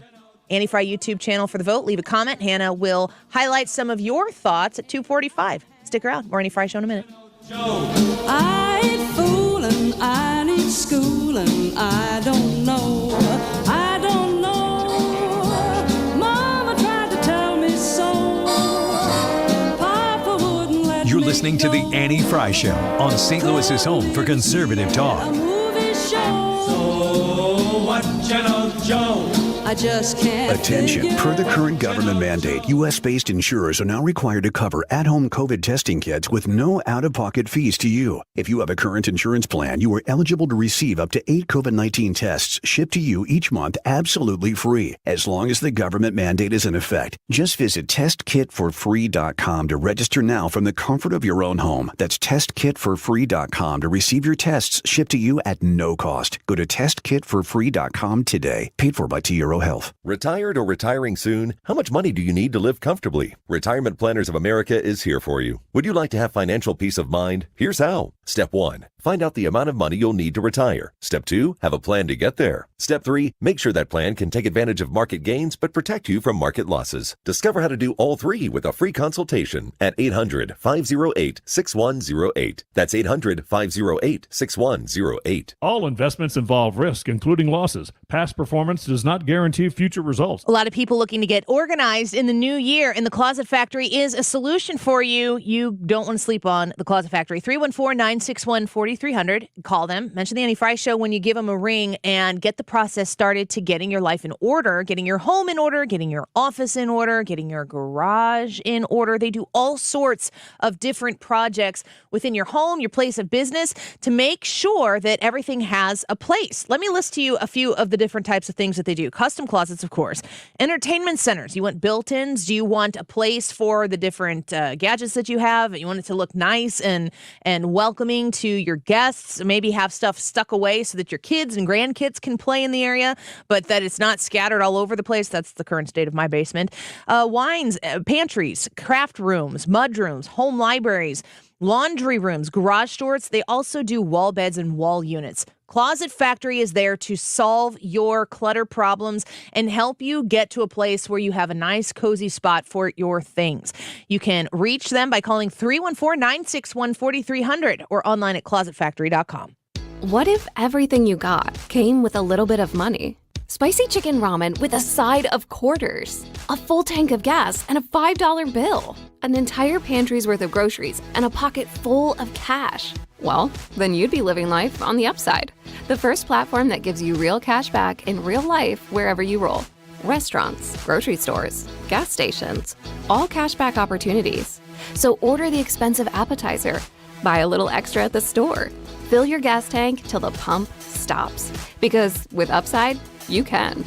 Start earning cash back just for doing you.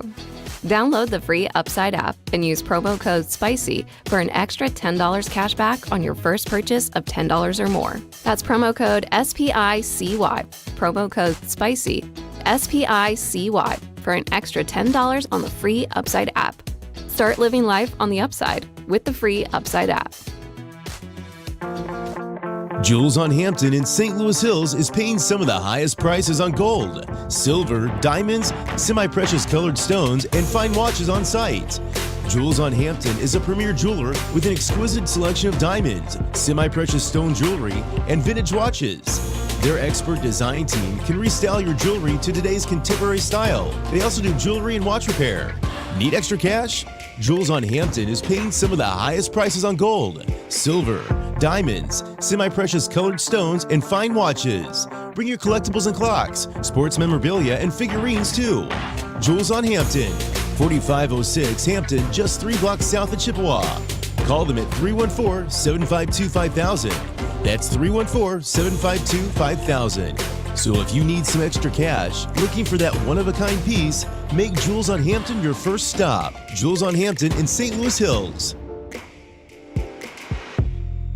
St. Louis's home for conservative talk. The Mark Reardon Show. Tuesday afternoon, Congresswoman Ann Wagner will weigh in on all the drama over the speaker's race and our weekly visit with Brian Kilmeade. Weekdays from 3 to 6 on 97.1 FM Talk.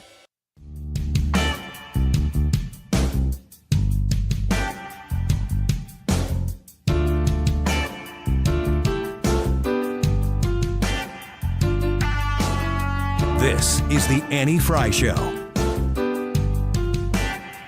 Interact with Annie on Facebook. The Annie Frey Show. In the sand in the back of a barcode beer in your hand. Breaking hearts, breaking necks when we rolling down the street. Heads turning all day when they see you with me. I'm thinking everybody. Welcome back to the Annie Frey Show. Just got done speaking with Joe Concha. You'd think we paid him by the word. He gets it all out. Oh my gosh. It's great. I love it. I love talking to him because there's emotion, there's feeling, and fact, which is a great combination, very entertaining. On the Odyssey app, if you listen to us, if you stream us on your app or online, you go and rewind to about 105 and you'll pick up right there where we started with Joe Concha. Don't miss it. This is a report from CNBC. Bob Iger tells Disney employees they must return to the office 4 days a week. How do you feel? You think they're going to be okay with that? I don't think they're going to be okay with it, but they should be okay with it. Disney CEO Bob Iger told hybrid employees on Monday they must return to corporate offices 4 days a week starting March 1st. This is from an email that was obtained by CNBC. In the email, Iger stressed the importance of in-person collaboration. This is the quote from the email.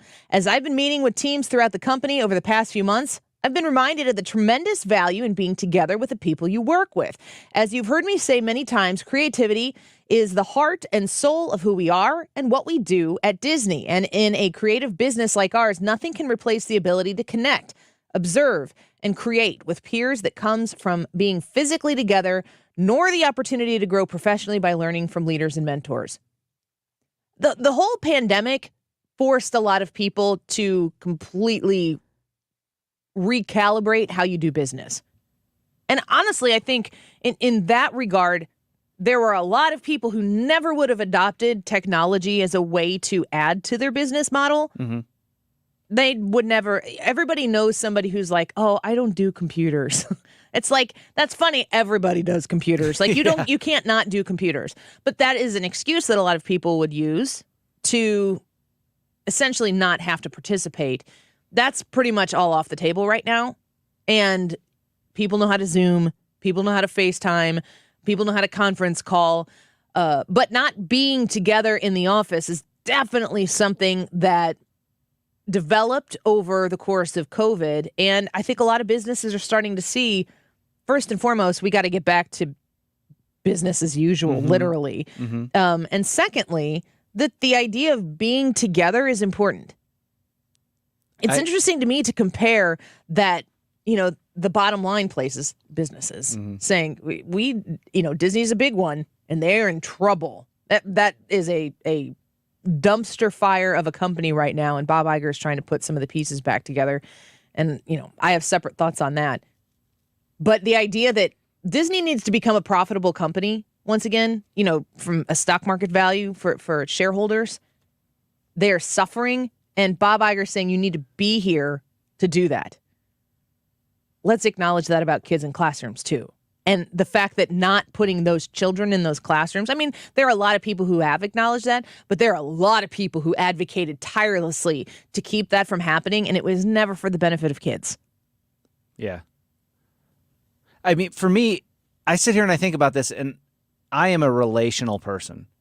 I enjoy the interaction that I have with my coworkers. I enjoy interaction with people. We talk about are you introverted or extroverted? That would tell me that I'm extroverted, but apparently being extroverted also means that you get charged up by being around people and you start the day with no energy and you gain energy as you meet people and interact. I wouldn't say that's accurate about me, but I do need that interaction. That is something in my life that I would be missing terribly. COVID was hard because I didn't like not seeing people. I loved to get together and see my friends, see my family and stuff like that. And I think back because high school was a tremendously difficult time for me. And if I would have had to go through what a lot of these kids had to go through during COVID, I would not have done well at all. I don't know if I'd have made it, to be honest with you. I would have been so incredibly depressed, not seeing people, having to stay home, not dealing with stuff. I don't know how well I would have done if I would have had to stay home. That's a real story for kids. Yeah. That's not an unheard of outcome. And we can't pretend that doing that to children is inconsequential down the road. Just because you've reinserted them in the classroom doesn't mean that, now we're moving forward. That's not the way kids operate. Those are formative years. And I was talking to a basketball official over the weekend, and he was talking about his son who missed his senior year of football. And when I was in high school, I left. I went to one high school my freshman year, transferred to the public high school my sophomore year, played 3 sports. I played volleyball, basketball, and did track at the public high school, and then I transferred back to the private high school because I missed my friends, and that smaller environment was better for me. And I tried out the public school thing. Honestly, nobody there was mean to me or bullied me or anything like that. It just was big. It just swallowed me up, and it wasn't for me. And so I went back to the smaller school, and to this day, at least monthly at this point, but I mean, it was more than weekly for many years of my life, I dreamt that I got the year back of sports coming from a large public school back to a smaller private school. I had to sit out an entire year of sports due to recruiting laws, thank you, Chicago, that exist in the IHSA. I had to sit out a year of sports. So I lost a year of sports. I was in school. I was with my friends. I did play that year and got a job my junior year, so I was doing something with my time, but I did not play sports. And I have a hole in my existence because I lost that. To think about compounding that with missing seeing my friends at school or just being around other kids and experiencing that time that is so important will last a lifetime for those individuals. And it's not something that I feel like, at least maybe we're still too close to it in such a politically charged time right now. We're so close to it that suggesting that we really need to address this would be admitting failure for some political party or for some political entity. That's a really, really bad reason to not effectively invest in the mental health of young people. It's something that, along with the rest of COVID, you know, I understand going back to March of 2020 why people took it so seriously. It was terrible. It was tragic. I think that we have learned since then that a lot of the tragedy that existed from that had a lot to do with how we were treating it, but we didn't know what we were treating. Where did this come from? It's still a valid question. Why did this happen? An incredibly valid question. I don't know how we can fight against something like this happening again if we're not having the national conversation about it now. We have a bunch of questions. Let's have real conversations about it and get to some real answers about it. Because there's so much collateral damage. Because, you know, at first I think everybody put their hands in the middle and said, all right, we can do this. Let's do this together. I think it was probably one of the most unifying moments of my life for like a week or two in March of 2020 in what was a very politically charged time. Comparing it to September 12th, 2001, after we realized that Americans, one of a kind, were attacked. That's kind of what it felt like. I remember having the conversation while the COVID thing was going on. What is scarier, like an actual enemy, like in September 11th, that was out there to try to kill you that you could hunt and find and eliminate, or something like this virus that was faceless, nameless, and completely indiscriminate on who it could infect, and at that point in time, whose life it could take. And it was kind of scarier to be the second, because it felt like we didn't have any idea how to stop it. So we threw everything at the wall. And of course, when you're doing that, you're going to make mistakes. But you're making mistakes because you're trying to get to the solution. And we can't, in this climate, admit any mistakes whatsoever, because why? You'll lose a political campaign. Yeah. That's the point. That's where it all went wrong with COVID, is whenever we decided that we couldn't admit that we made a mistake on something. This was not the right way of going. Let's try this instead. Whenever what we did, I remember what it was like. Medicine before COVID was just medicine, and there was no politics attached to it. Science before COVID was pretty much just science. There was no politics attached to it. Dr. Fauci was a doctor who was giving medical advice that I turned to at first, and then I realized he wasn't treating any COVID patients, never did, and he was a bureaucrat. Oh, that's quite a different situation. Now, I mean, like when we talk about the COVID vaccine and you talk about the vaccine, there's like the COVID vaccine is the capital V vaccine, but there are a lot of other vaccines that people completely take all of the time and will continue to take and will continue to get their kids vaccinated for all sorts of different things that they have in the past. But we're not allowed to have a open and honest conversation about this. I mean, we don't even know what the answers are. That's the problem, is that the conversation isn't permitted. The problem at this point in time, when it comes to these specific issues, is not that there is a proven understanding, this is the whole truth and nothing but the truth, and if you dissent from that, then you're just ill-informed, misinformed, or disinformed. The problem is that we're not allowed to talk about these things. And from what I understand, I think, was it Joe Concha or maybe a clip that we played earlier was talking about how those Twitter files, that the next Twitter files that are supposed to come out are supposed to be the CDC files, maybe? I mean, I haven't even been able to keep up with all of the information that's coming out of that. Give us real information. Give us the cold, hard facts. And if you can advocate for one side or the other through fact and through proof, then let's discuss that. Anything that I'm told that we shouldn't talk about, I want to talk about. It is a pervasive issue in my understanding of the money and power thing and everything being based on the politics of it, that what we're protecting in this system is power. And the way that we retain power is by specific certain people getting money. And the way that they use their money is to get more power, and then they use their power to get more money. The average American constituent and voter is entirely left out of that equation. And if we don't, as the American people, have access to information, to truth, and to facts, and we can't have discussions, I mean, you have a right in this country to be incredibly, wholly, and totally wrong, and vocally so. You have a First Amendment right to speak in a way that is pushing untrue things. Am I wrong on this, Brad? Like, the First Amendment isn't the right to speak the truth, the whole truth, and nothing but the truth. You have a right to speak. It's the right to speak, and it's the right to challenge, and it's the right to say stuff that is unpopular. As a matter of fact, it's probably leaned toward more saying unpopular things, because popular things don't need protection. You don't need to make the First Amendment, the first constitutional amendment, to protect something that nobody is going to advocate to protect, that everybody agrees upon. I mean, it's there for a reason. It's the whole point. So if you have conversations with people, I mean, if you wanted to say that the First Amendment only protected speech that was unequivocally true, then somebody has to be an arbiter of truth. Who has the right to determine what is true and what is not? And how does somebody have the right to disseminate judgment on what is true and what is not in an elected capacity, in a bureaucrat capacity? Because, boy, they tried that. Yeah.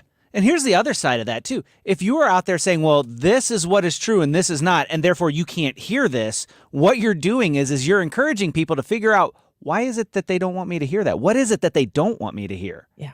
And then that, like, if these ideas that you're trying to tamp down are so crazy and outrageous and all that other stuff, you're doing the exact thing that needs to gain the traction that it wants. If it's that crazy, put it out there. Subject it to scrutiny. Allow people to talk about it and watch how stupid it looks whenever people break it down. For sure. I mean, let people speak their mind and listen to what they have to say. It is the best way to get to the bottom of it and to sway people's opinion. Keep Americans in the dark. That's the best way to breed skepticism. And there is an entire group of people who are in government positions of authority right now, bureaucratically so and elected, who are there because people are afraid.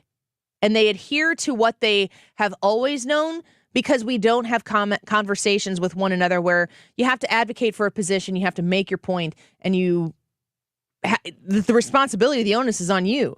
The more chaos that exists, the more hidden conversations, the dark secrets that exist in the way things have been taking place so far that are being exposed through the Twitter files about what lines of communications have existed in a way that really truly does, I'm going to use a word that's supposed to be eliminated in 2023, gaslight the American people to suggest that shadow banning is just a bad business model on PragerU's part. I heard Kilmeade talking about that on his show before we started here. But people who have been pushed down and kept from success because they didn't speak the right opinions through conversations from bureaucrats, from bureaucracies to the platforms that are supposed to be the town square. That really happened. And it happened because the ideology wasn't the approved state ideology. That's really scary stuff. We're going to take a quick break. More Annie Frey Show when we come back. Your vote in the YouTube live chat poll. What grade would you give the 2023 House GOP so far? An A, a B/C, a D, or an F? Go vote. Leave a comment. Han will get them in the 2:45 hour. Maybe your comment will be featured. Back in a minute. The Annie Frey Show is streaming online. Watch us live on YouTube and subscribe.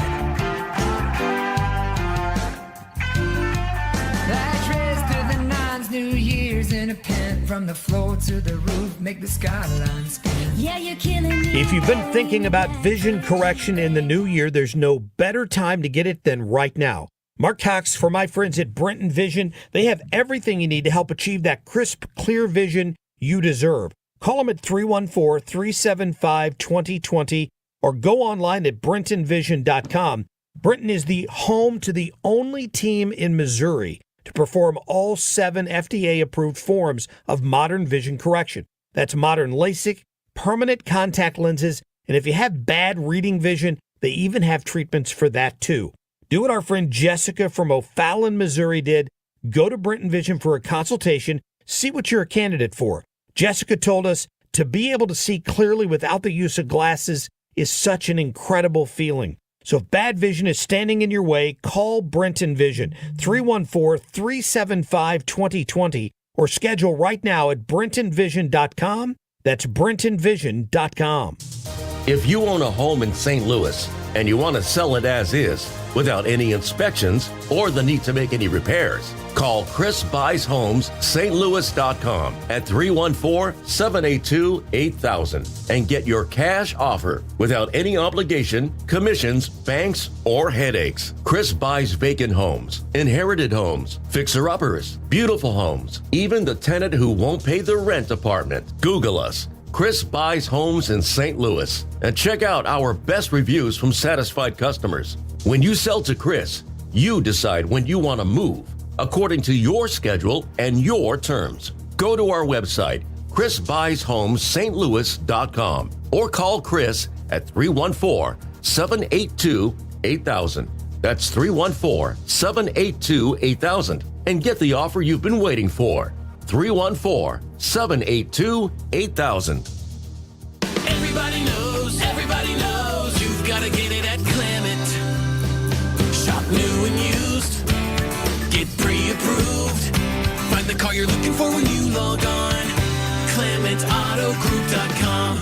You're listening to the Annie Frey Show live from the Air Comfort Service Heating, Cooling, and Insulation Studio. Save up to $900 in utility rebates and see if you qualify for 0% financing on a new high-efficiency HVAC system. For details and to get into your comfort zone, visit aircomfortservice.com. If you are looking to save money, go to rulerfoods.com. If you are looking to save on your grocery bill, because prices aren't growing up on everything, why would you not want to save money if you had the opportunity to do so? Ruler Foods is there to help you with that process. Now, I understand if Ruler Foods hasn't been on your radar before. You've got your grocery store. I know how you people are. You got your grocery store. You know where everything is. You do the same thing. You're a creature of habit. Give Ruler Foods one shot to earn your business. Give Ruler Foods one visit to go through and just take in the store, the layout, and the prices, because you don't have to clip coupons to get these Kroger brand foods at Ruler Foods prices. You can save money with Ruler Foods, and you will be incredibly happy with the great products, the great produce, the great brands that you can consume when you become a Ruler Foods shopper. You save money on your favorite groceries. You give your grocery budget a little break that might alleviate some funds for another area of that budget. And you do it at Ruler Foods. My family at the Collinsville Ruler Foods, that's where we are shopping at Ruler Foods. And I want you to check out on their website the location that's nearest you. Go to rulerfoods.com. Free speech has a home. 97.1 FM Talk. Your home for conservative talk. One of the only places where conservative ideas aren't shut out of the conversation.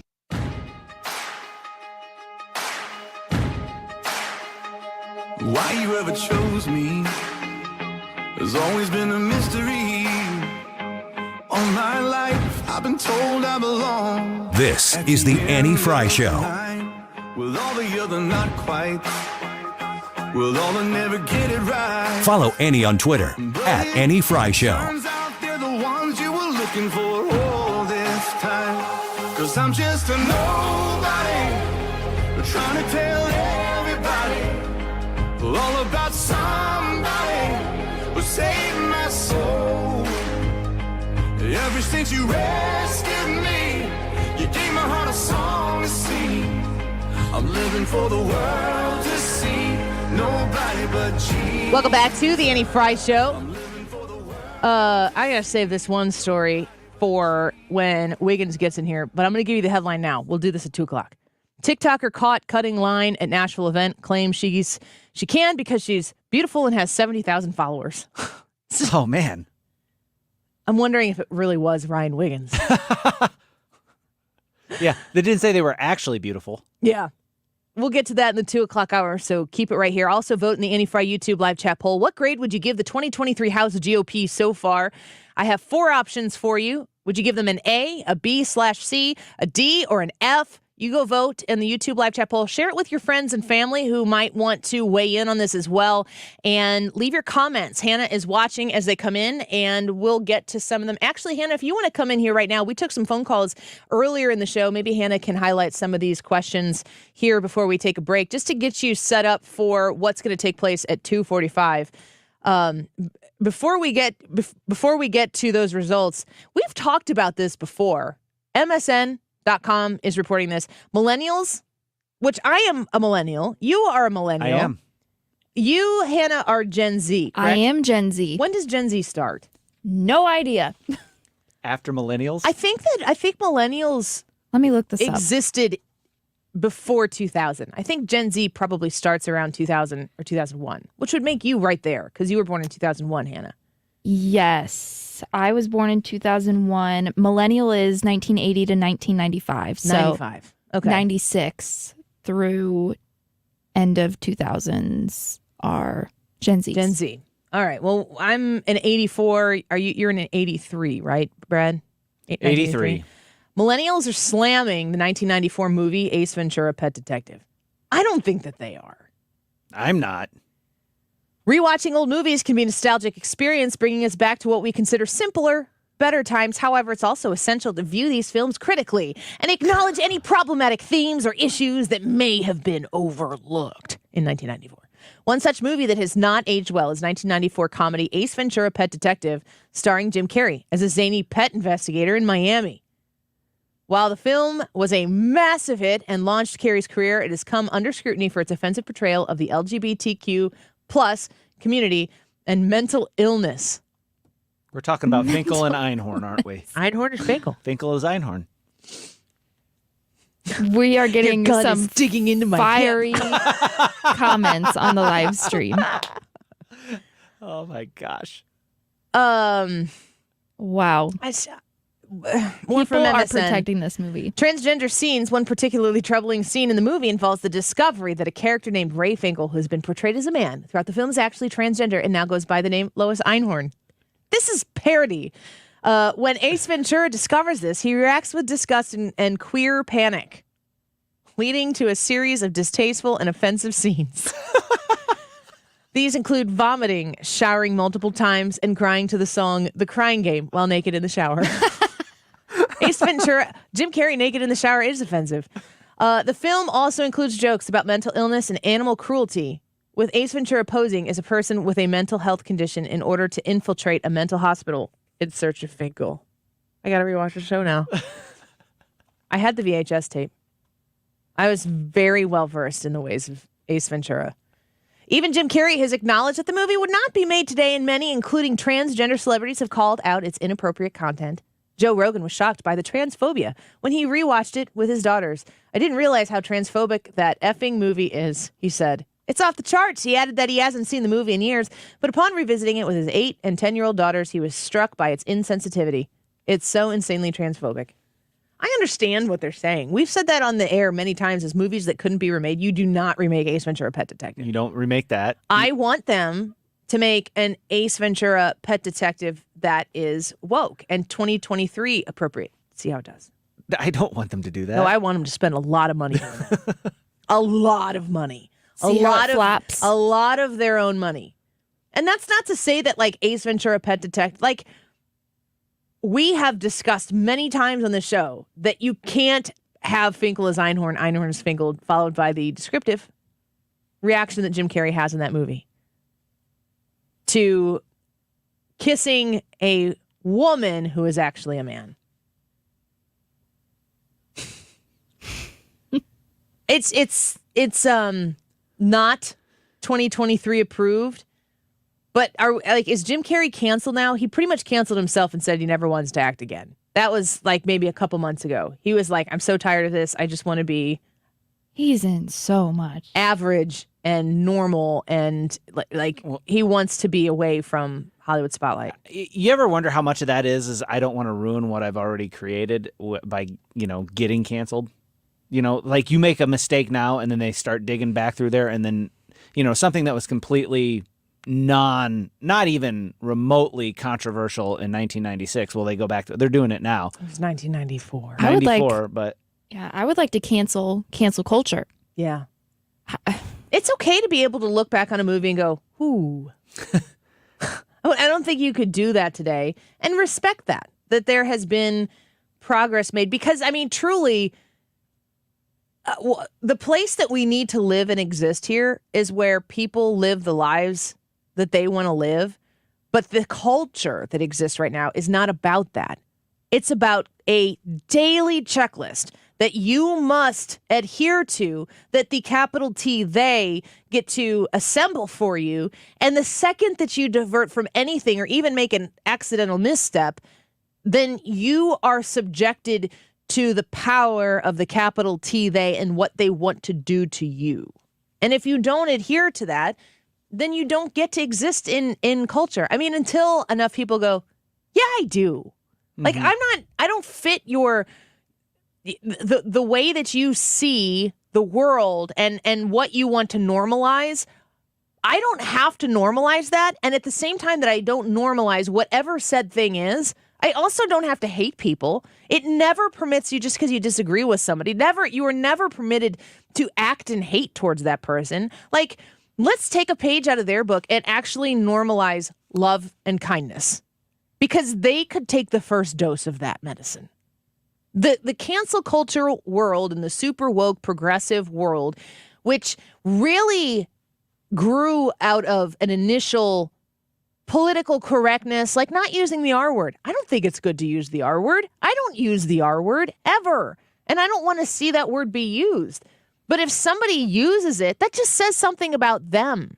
Like if I hear somebody call something the R word, then I, in my mind, go, okay. Now I understand something about that person that they think that word is okay.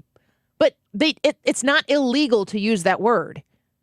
It's just poor judgment to use that word. And if somebody disagrees with me on that right now, they have a right to disagree with me on that in this country. They have a right to be wrong, and they have a right to think that I'm wrong. But in that freedom is the only place that we can actually coexist, in a place that's supposed to celebrate differences and diversity. And that's what this all started on. And it moved into this cancel culture mentality, which is just about power and money. Once again.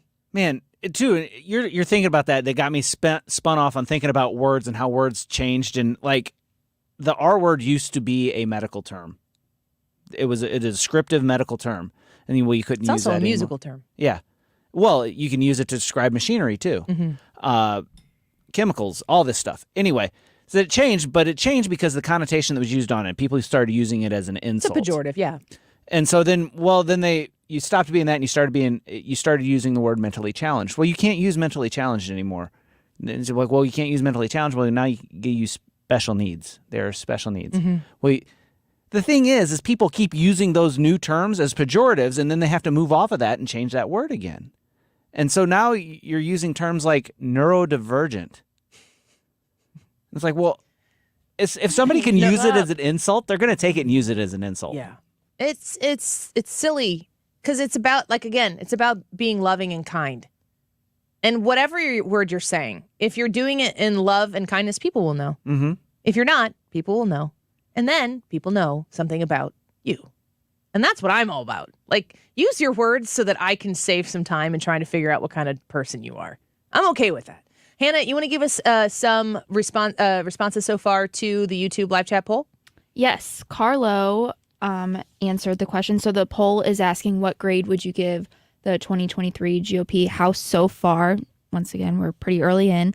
Carlo said, I'm at a solid C- right now, but there's plenty of time in the semester to bring up the grade. Thanks for playing Jim along. E. from YouTube said he would give them a B or a C. It's definitely too early to tell. Maybe in a month or so, we'll revisit the poll. Lori says that they have room for improvement, of course, but they are starting off rather good. Duckhead says that he rates them a B- so far. The old guard fought the Freedom Caucus, so I deducted a letter grade for that. Reining in the IRS in China is a good start. We'll see if they uphold their promises or not. This is funny. I feel like I'm actually reading report cards from these people. So I'll give the total results at 2:45, but you can visit the Annie Frey Show YouTube page, vote on our poll, and comment in the live stream comment section to share your thoughts. When you think about movies with like Jim Carrey and Ace Ventura, it's like the 1994 Ace Ventura: Pet Detective is the most offensive film that's ever been made. I mean, we can think of a lot of things that came out of decades where, 20 years later, 30 years later, 40 years later, you're going, ooh, wow, that's different now. It really just shows the difference in time. My parents love watching black and white movies, old-timey movies. They got my kids will watch them with them. And, you watch those movies, and I watch how these husbands talk to their wives, and these wives have roles, and the men have roles. It's very different than it is in 2023. I'm not mad at the actors. I don't know who the actors are in most cases. It just shows a different time and a different understanding of what was allowed and what wasn't allowed. That's just the way that it used to be, and it's different now, and there's nothing wrong with acknowledging that. I mean, you can grow, right? We have expectations to grow, and acknowledging that something is not okay to do now as it was before, that's okay. But we never celebrate growth anymore. No, we just punish each other for not being the way we want. But it's really more about taking power from those people. All right, back in a minute. Don't go away. When you hear Diamonds Direct, it's not just a catchy name designed to give the illusion of value. Our name is who we really are. Diamonds Direct was started by diamond cutters a quarter of a century ago. At our very core is a commitment to cut out the middleman and deliver extreme value in exquisite diamonds. Today, that's more true than ever, with our direct access to diamonds straight from the mines. Diamonds that we then cut and polish. Exquisite diamonds up to 15 and 20 carats in all shapes and sizes. It's an advantage other jewelers only dream of. By overseeing the entire process, we know for a fact Diamonds Direct is truly direct. So this year, as value becomes more important than ever, rest assured that Diamonds Direct's unique status in the world diamond market guarantees you the best no middleman direct importer price, period. And even with this extreme value promise, at Diamonds Direct you still get an unbeatable selection, transparent education, a luxurious shopping experience, superior customer service, no compromises. It's not having a cool name or clever advertising, it's the truth. Diamonds Direct, your love, our passion. I want to talk to you about the January 24th, it's a Tuesday, Protecting Your Retirement educational event at the Frontenac Hilton, 6:30 p.m. I can't wait to see you there. Have you made your appointment yet? Have you scheduled your spot? The room fills up, so I want to make sure that you have your spot secured. Many Annie Frey Show listeners as we possibly can get in that room to hear what Thomas Helbig and Bob Kershaw and the people at the Retirement Advisory Group have to say about helping you protect your retirement. You spent so much time and effort and sacrifice setting aside those dollars to make sure that when retirement comes around the corner, it's there for you. It works for you. Thomas Helbig is your guy. You reach out to them at 314-993-9494. That's 314-993-9494 and secure your spot for the Tuesday, January 24th, Protecting Your Retirement educational event. I'll be there at 6 o'clock. The event starts at 6:30, so I'd love to meet you. Just get there a little bit before 6:30, and I'll do my best to say hi to as many as I can. RetirementKey.com. KFTK FM Florissant. From the Under Law Injury Lawyers, GetJim.com studio. 97.1 FM Talk. Always live on the free Odyssey app.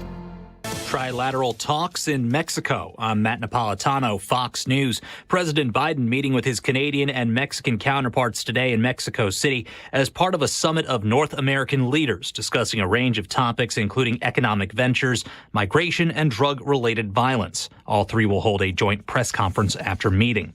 An ethics complaint against newly sworn-in New York Congressman George Santos by two New York Democrats. Democrats Richie Torres and Daniel Goldman want the House Ethics Committee to open an investigation into New York Republican George Santos, arguing Santos has failed to comply with financial disclosure rules. Santos' short term in Congress has been scandal-filled after revelations he lied or fabricated information about his family heritage, work history, and educational background. Democrats have also raised questions about the source of $700,000 Santos loaned his campaign. Fox's Jared Halpern on Capitol Hill.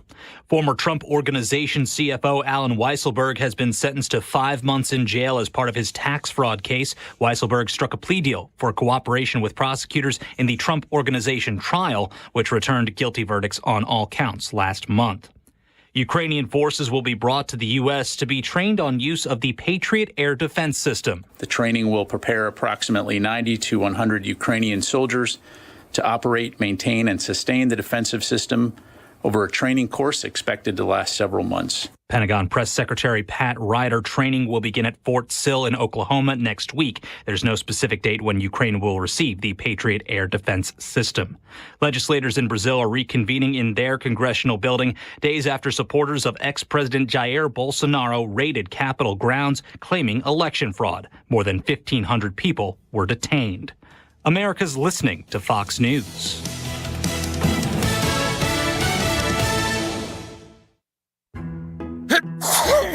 When cold symptoms keep you up, try Vicks NyQuil Severe for max strength nighttime relief. Just one dose of Vicks NyQuil Severe starts to relieve 9 of your worst cold and flu symptoms to help take you from 9 to none. Get some rest and feel better with Vicks NyQuil Severe. The nighttime sniffling, sneezing, coughing, aching, sore throat, stuffy nose, fever, best sleep with a cold. Medicine. Use as directed.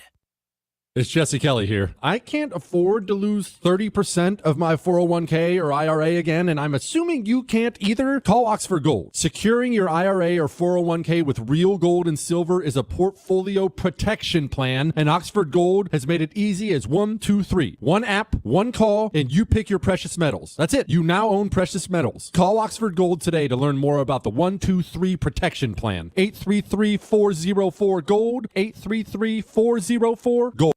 Air Comfort Service, heating, cooling, and insulation, weather. It's not springtime, but for early January, feels pretty good out there. Partly to mostly sunny skies. Our high should top out at about 55. Increasing clouds tonight, 39. Wednesday, partly to mostly cloudy skies, but even with a fair share of clouds, 58 for the high on Wednesday. Wednesday's a dry day. Late Wednesday night and during the morning on Thursday, some rain around. This is 97.1 FM Talk Chief Meteorologist Dave Murray. Congress has authorized trillions in new spending, along with doubling the size of the IRS agency in just the last few months. Do you think that is by accident? No, it is with a purpose, to go after small businesses, employees, and individuals who have not filed or paid their taxes. If this is you, don't panic, just call. Hi, this is Lance Drury with the Lance Drury Law Firm in St. Louis. Interest and penalties on your tax bill won't stop until you take control. Call me, Lance Drury. I'll tell you in advance an affordable fee which includes costs and expenses that works for your business and family. Your first visit to the Lance Drury Law Firm is free and confidential, so you have nothing to lose. Call me today. Remember, if you have IRS issues, you have legal issues. You need an attorney. You need us, the Lance Drury Law Firm. Call me, Lance Drury, at 314-260-6120 or go to Lance, D-R-U-R-Y law.com. The choice of a lawyer is an important decision and should not be based solely upon advertisements. FullyDentalGroup.com. Are you looking to hire a new dentist for you, for your family, for your significant other? Fully Dental Group is taking new appointments and new patients. And I want you to consider what Fully Dental Group can potentially do for you. They have a whole health approach to how they treat you as a patient of theirs. And this is really important because you kind of get more than you bargain for when you go into Fully Dental Group to have your teeth checked. If you have an issue, a point of pain in your mouth right now, and you've been putting it off because you hate the dentist and you don't want to experience whatever you're going to have to get rid of the pain in your mouth. Don't put it off any longer.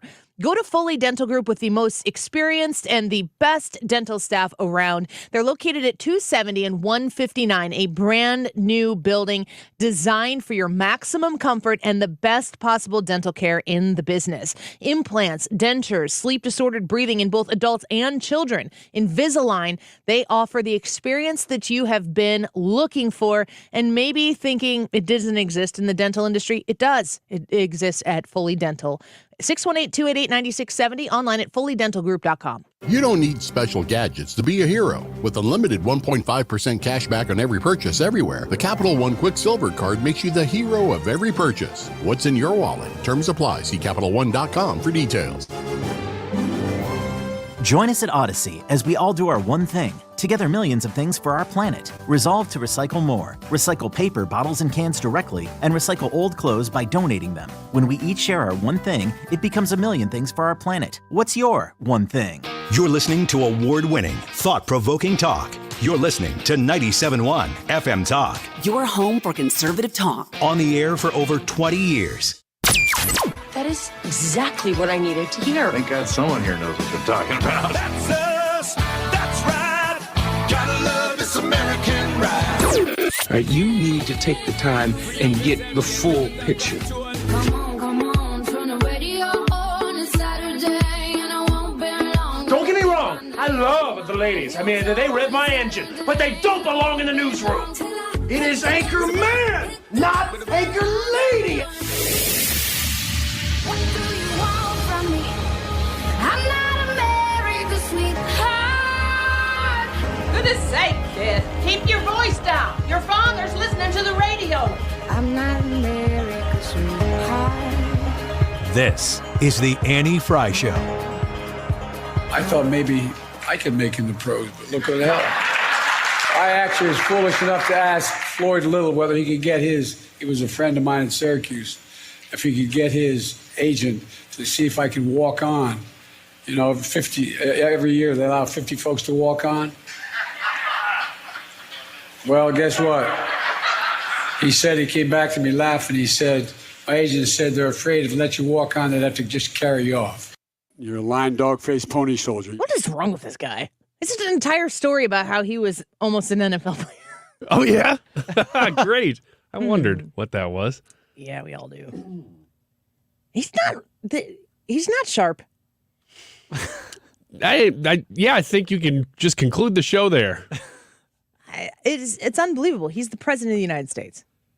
I know that we take a lot of passes on our show. A lot of pitches.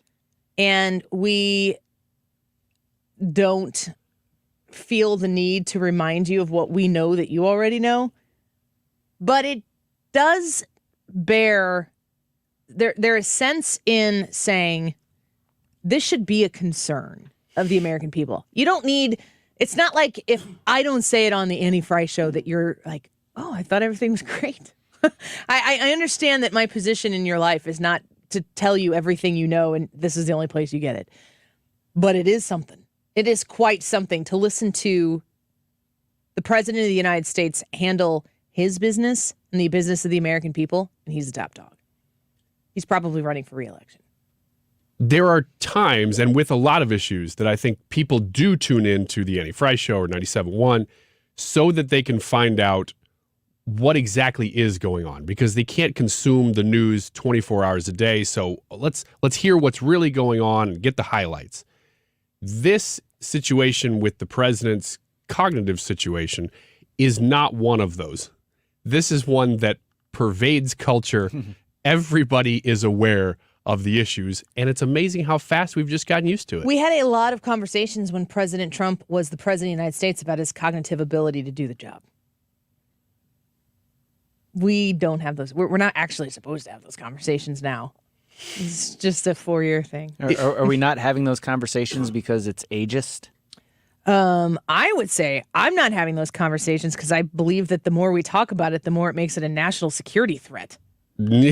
Well, they already know. I was going to say. Xi Jinping and Putin, they know what they're dealing with. I mean, I in deference to the office of the presidency, I don't think that it's beneficial to the country to have a man who doesn't have his wits about him and is clearly managed.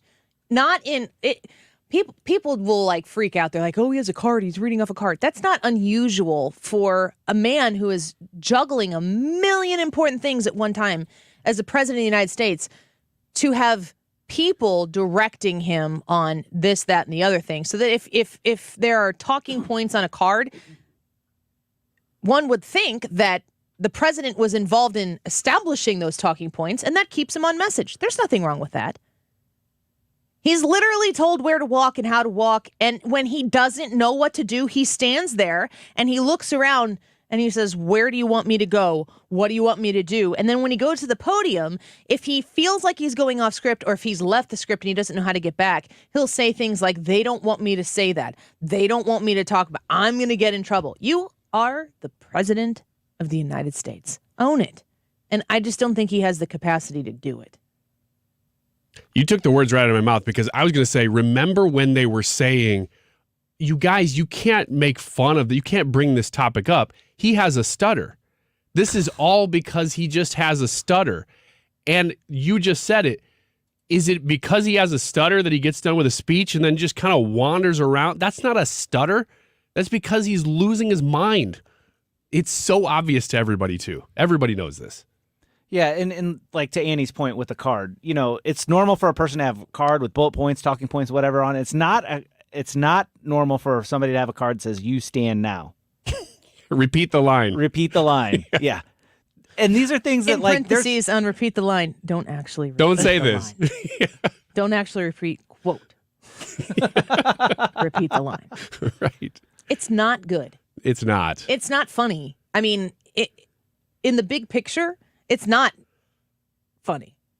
No, because of the reason, it's not just domestic issues, because that's why they want him in office, because they're like, oh, well, domestic, we can do whatever we want, which they are. Mm-hmm. But internationally, this is very, very problematic. And we are in more wars now. There are more wars definitely than there were in the Trump administration, but he is perceived as so weak that people can just walk all over him. In every nation in the world knows this. Do you know how you know it's not funny? Because nobody makes fun of it. The people who, like big comedy, we're into that right now. Big this, big that, big carrot, big cereal, big comedy. They don't make fun of it. It should be hilarious, because when things like that happen, if Donald Trump would have done half of these things that Biden would have done, a tenth of the things, they would be leading every late night show, every Saturday Night Live. It would be a part of every stand-up sketch because it would be funny. But the reason why it's not being made fun of is because it's not funny for the American people. It's not funny for, in my opinion, national security. And that's one of the biggest indicators that people do see it. Everybody sees it, but people don't want to amplify it in a way that would be detrimental. I do believe it's not that they're trying not to hurt Joe Biden. I think that it's bigger than that. I want to read Art's comment here.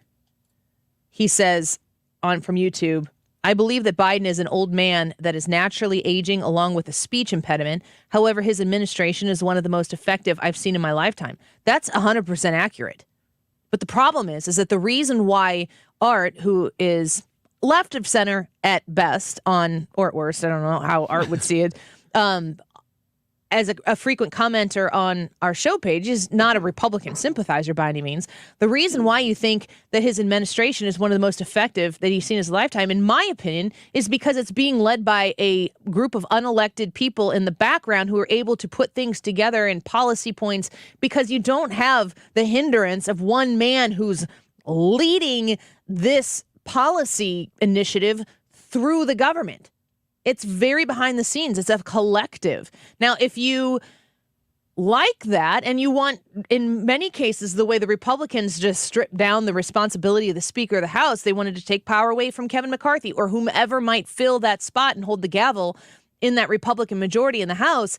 They didn't want the Speaker to have so much power. If you want to strip power away from the President of the United States and you can find the guy who will run and willfully hand over that power and that authority and that direction that comes from leading a party, not a people, but leading a party and the policy positions that go behind that party, Joe Biden's your guy, which is why wouldn't they support him going forward? Because they get to, in the background, lead. He's not leading. Yeah, he's not. He's literally being led. He is just there because you have to have somebody in that position of president of the United States, but he's not the president. He's just the president. He's the president in name only. He's an empty shell, and they just dump into him whatever they want. Go ahead. He's a Pinot. That's okay. I'll let you say that. I'm going to let you say it. He's a Pinot. Yeah, that bothers me because, like, when you voted for Joe Biden, you were voting for Joe Biden. You weren't voting for Susan Rice. You weren't voting for any of these other people because we didn't know who was going to be on his administration. So basically, you're like, I'm getting this guy to lead the country, and instead, you didn't get him. You got whoever was in his administration.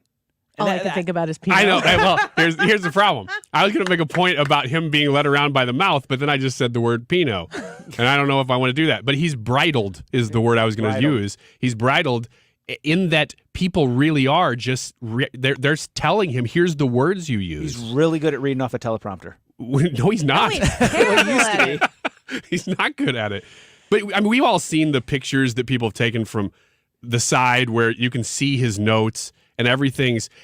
Again, you guys have made the point that it's not as if presidents don't ever have notes or speech writers.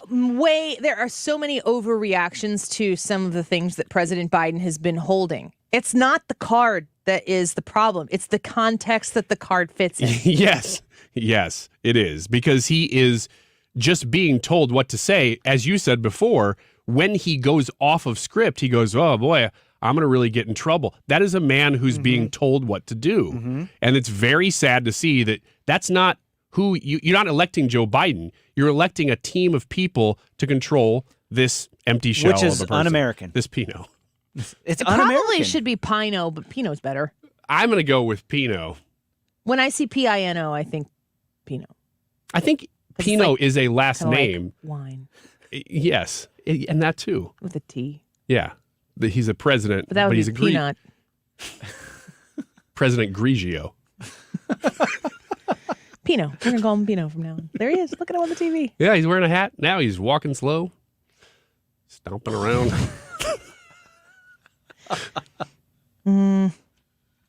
If he's going to run for president again, people are going to have to ask these questions. I don't think they're going to ask those questions. Well, the same people will ask the questions that always have. Yes. But if the Democrats have a primary, which they will, those questions are going to have to be asked and answered. People are going to have to pick a side. The Democrats are going to have to pick a side. And it's going to be fun to cover. And I wonder, because what you said, there's a talking point out there, I think Art that said this, that he's such an effective president. And I would love to just sit in a bar and debate that with somebody and figure out, really, well, listen, less debate and more just listen to why do you say that. Why would you say he isn't effective? He's had the most successful midterm of like any modern president in American history. That's true. That's very true. But I mean effective as far as getting policy passed. When you say effective or whatever, it's all subjective. And that's why I would like to have that discussion, because I see that talking point. No, I don't think effective is subjective. I think that successful. Yeah, successful would be very subjective. But President, someone just commented this on Pond said this. Pond Rodent on YouTube says, unfortunately, Obama was one of the most effective presidents ever. He began the fundamental change of America. Biden picked up where he left off. I don't know how much Biden is picking up. He has Obama's team. Susan Rice and the people who advised Obama are advising this presidency, including Obama. Yes. And he was in the administration. But who else?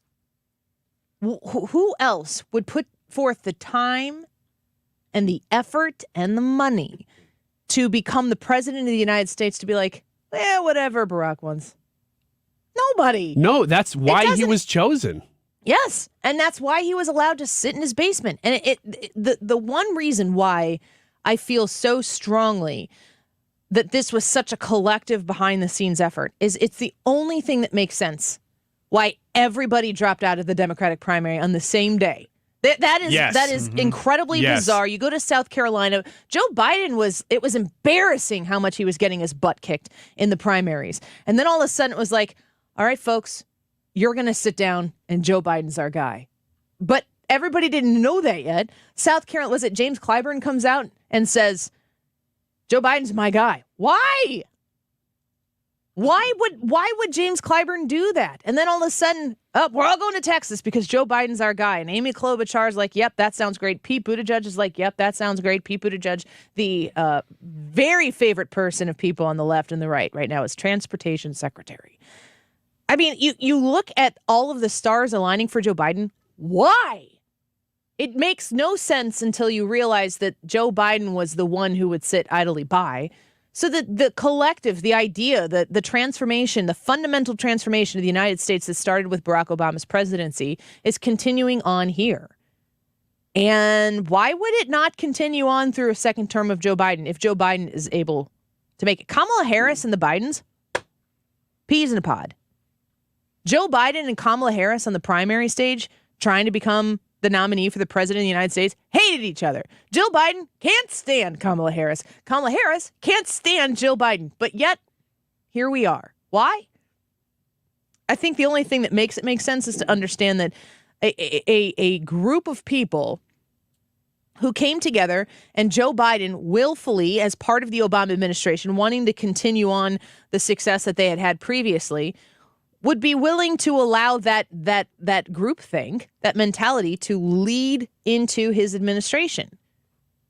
I mean, honestly, if Donald Trump had served 2 years and didn't have all the scandals, and you can label it the America First mentality or the MAGA mentality, if Ron DeSantis was going to pick up and say, I'm going to bring all of Trump's people with me, and we're going to keep this thing going, there's a lot of Republican voters who'd be like, high five, let's go. You could see how from the other side of the aisle that you would support that if it were in your favor, but it certainly isn't.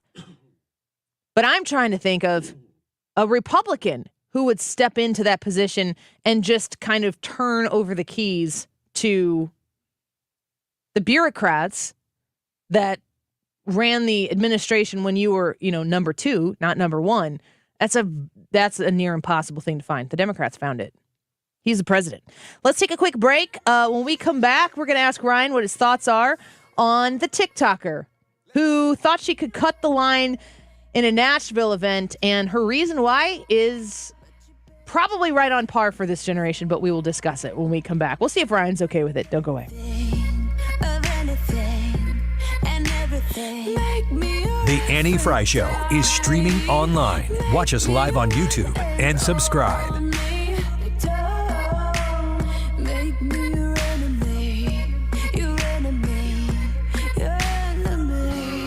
Are boomers more cringy than millennials? Is Gen Z more woke than Gen X? Is there any hope of bridging our generational divides? Odyssey's new podcast, It's Generational, brings together actual people from these 4 generations for real conversations about today's issues. I'm Lauren Barry, and I'm inviting you to join our mission to dump stereotypes in the trash and really understand each other. I think these conversations just foretell such a better, richer emotional vocabulary for talking about these things. Listen on the Odyssey app or wherever you get your podcasts. Losing weight is hard, and losing weight is often something that we do for vanity reasons, but very much so for health reasons. Slim 180 can help you achieve those goals faster than you probably even know is possible. Why haven't you reached out to them yet? I trust Slim 180 to help me with my weight loss. I trust them to help you with your weight loss. Talk to the counselors at Slim 180 about what your goals are. Don't be ashamed of who you are. You have no reason to be ashamed of who you are. If you are taking the initiative to get healthy, Slim 180 wants to help you achieve those goals. And in St. Louis, nobody does it better than Slim 180. Reach out to them online at myslim180.com. That's myslim180.com. And make sure you mention the Annie Frey Show when you do. You sit down and make that appointment for a free consultation by the end of January. You're going to get a free appetite suppressant just for sitting down and having that conversation. Slim 180 has helped so many St. Louisans lose weight, men and women alike of all ages. They can help you also. Reach your healthy goals by going to myslim180.com. If you're like most Americans, you can see things are out of control. Global problems have local consequences, too many of them. And if the next news headline spins us into chaos, you'd better be ready. Grocery store supply chains are only as strong as their weakest link. Don't wait for them to break. Today's the day to secure emergency food for everyone in your family. My Patriot Supply is America's largest preparedness company. Our specially packaged and delicious food stays fresh for up to 25 years in storage. It'll be there when you need it. Go to mypatriotsupply.com and pick up several emergency food kits. There are a dozen different sizes that average over 2,000 calories per day. As we all know, calories equals energy equals survival. And as you'd expect from a true preparedness company, our food kits are in stock and ship quickly. Those who know what's coming are preparing today. Go to mypatriotsupply.com. mypatriotsupply.com. Hi, this is Brian with Velocity Home Buyers, and I buy houses cash. If you own a house and want to sell it fast at a fair price, call me at 314-782-3333. I can pay cash and close in as little as 7 days. I buy houses in any condition and any price range in the St. Louis area. I'm a private real estate investor who buys several houses a month, and I want to buy more. I buy inherited houses, divorce houses, behind in payment houses. I even buy my tenant won't pay me the rent houses. Do you own a house that needs updating, but you don't have the time or money for it? Great, because I love buying outdated houses. I buy vacant houses, job relocation houses, and foreclosure houses. If you own a house and want to sell it fast, call me at 314-782-3333. That's 314-782-3333. You found 97.1 FM Talk, where we ask questions, even when the legacy media won't. Especially when the legacy media won't. St. Louis is home for conservative talk. 97.1 FM Talk.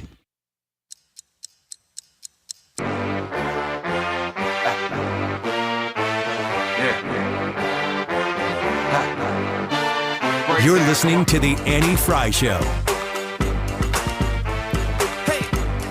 Follow Annie on Twitter at Annie Frey Show.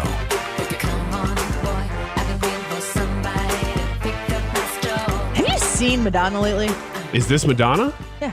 And JT. JTT? Jonathan Taylor Thomas? Yeah. No, just JT. One song. Oh, no, wait. And I just can't wait to be king. We need to get Madonna to just do a duet with that song, the existing song. Just insert her somehow. She could be Zazu. Okay, Really- done. Madonna Zazu. That's not the question I asked. Okay, back to the question. Have you seen Madonna lately? Lately, I would say the last couple years. Take the safe search off again. All right, here we go. Here we go. Look at Madonna. All right, Madonna.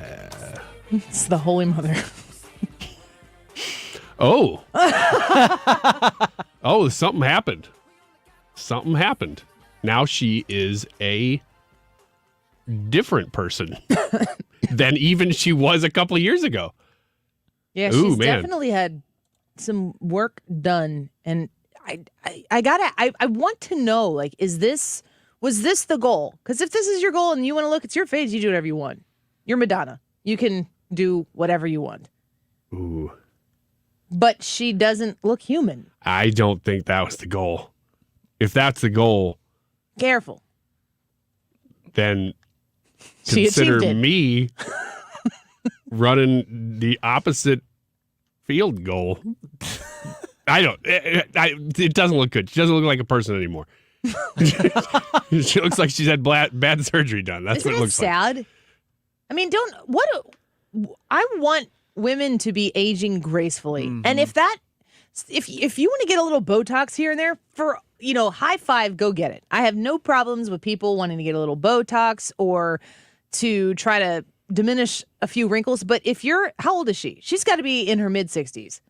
I would guess, yeah. If you are in your mid-60s and your face doesn't move, that doesn't look young. No. 64. 64, that's younger than I thought. I thought she'd be a little bit older than that.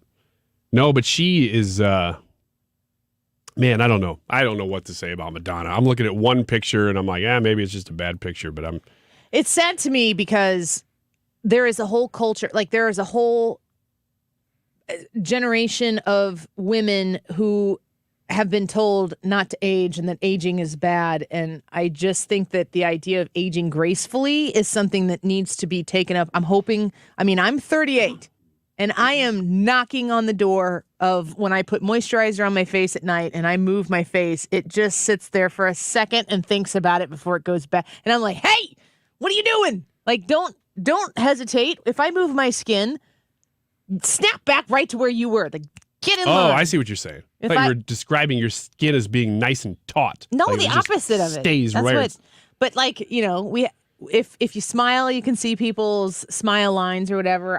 The wrinkles in your people have wrinkles. People have impressions on their face from your face being used for the amount of time that you have been on the planet. And if you want to have something done to alleviate some of those lines, go for it. Especially if it gives you confidence. But there is a line that can be crossed, especially if you're not going to a place that is really good at what they do. And the line that is crossed is where your face has zero expression left in it and it doesn't look like a human face. And Madonna, every time I see her, I'm like, what are you doing? Madonna is certainly, she's a one-word entity.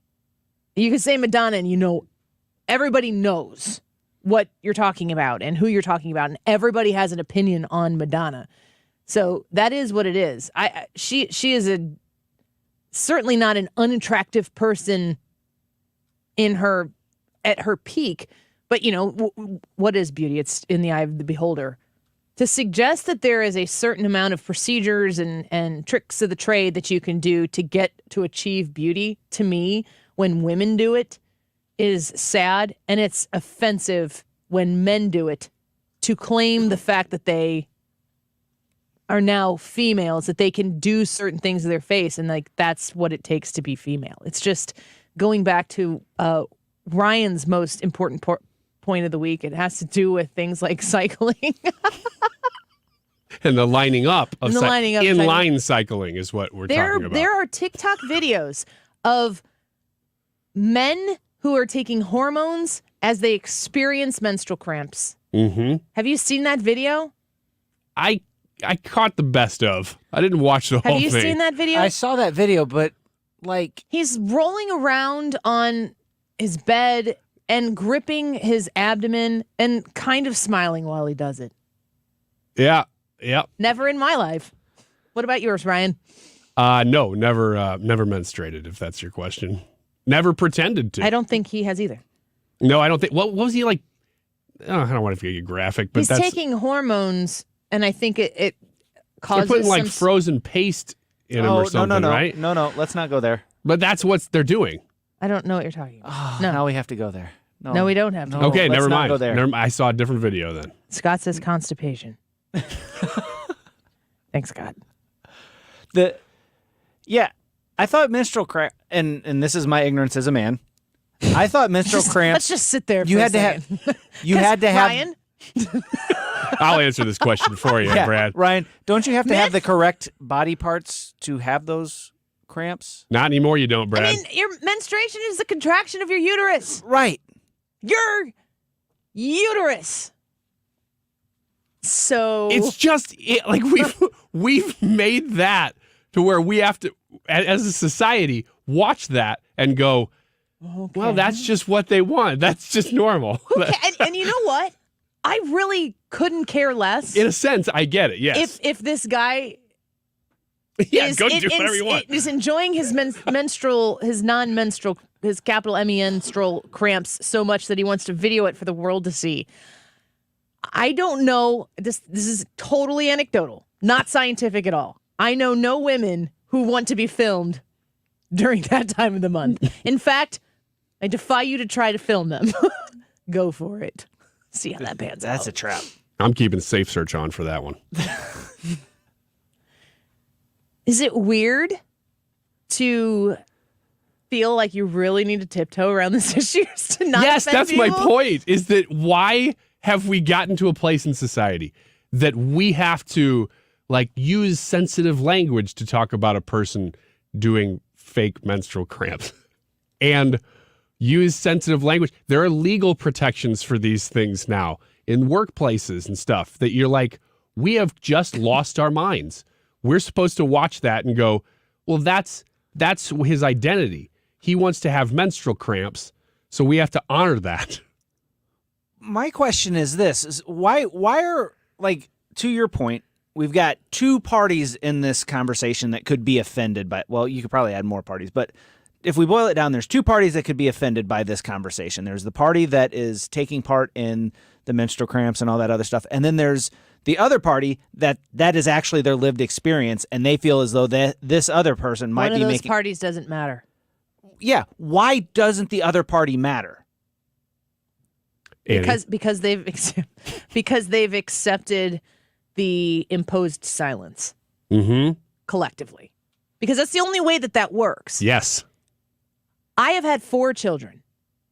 I have birthed 4 children as God intended through the help of medicine to make that possible for me.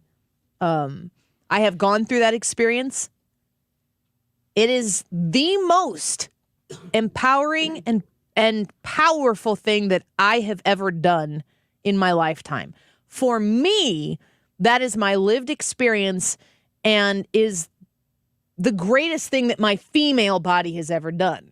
Now, with that statement being made, there are plenty of women who walk the face of this planet who will never bear children. That does not make them any less of a woman. Having children does not make you more of a woman. But when you watch the marketed transgender movement that exists in social media, not the lived experience of people who are going through this in their life, who identify themselves in this way, and it would be an incredibly challenging existence to live. And those individuals deserve absolutely no hate towards them. They don't get to live a life where nobody is allowed to see their situation and have independent thoughts about that. Because when I say that as a woman who has borne 4 children and miscarried once, so I have been pregnant 5 times, that the most powerful thing that I have ever done as a woman is to physically birth a child 4 times. The truth is that there are women listening right now who have not had children who could be offended by my statement, saying that I felt most like a woman because I had children. That is my experience. That is not anybody else's experience. And I'm not here to say that that's what made me feel like a woman. That is why somebody else should feel anything different about how they are or are not feeling like a woman. So I will extend that same attitude towards men who have transitioned into being a woman, like Who am I to get to say what it is to be a woman? Biologically speaking, on my deathbed, in my coffin, when you dig me up 200 years from now, my body will say that I was a woman. It would be used to identify me. That's really the baseline of the scientific facts of the matter. The problem is not what one individual wants their lived experience to be and what another individual wants their lived experience to be. The problem is how we treat each other. And that's not what's being addressed by people who, I can't remember his name. He's interviewed the president of the United States. Her name.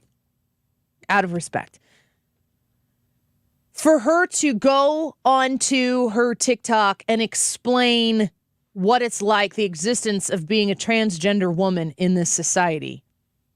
Go on to TikTok. Explain that.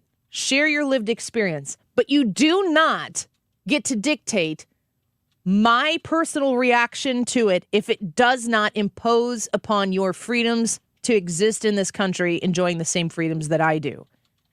There are people in the world, like, for instance, if you're a bigoted person, it is not illegal to have bigoted thoughts. It is not illegal to have misogynistic thoughts. It's not illegal to have ageist thoughts or racist thoughts. In America, it is legal to be an a-hole. That's allowed.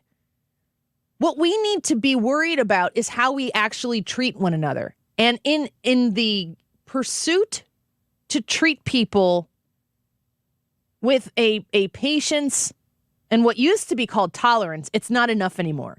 You actually get to be in a discriminated group of people if you don't publicly, with the appropriate pieces of flair on your restaurant uniform, show the world that you associate with all of the accepted narrative things, which is actually bigoted towards people who just think differently. That's where the problem is. So regardless of how I feel about a man who identifies as a woman writhing around on her bed, suggesting that she's having menstrual cramps without a uterus, that is what it is, and I have my own private thoughts on that.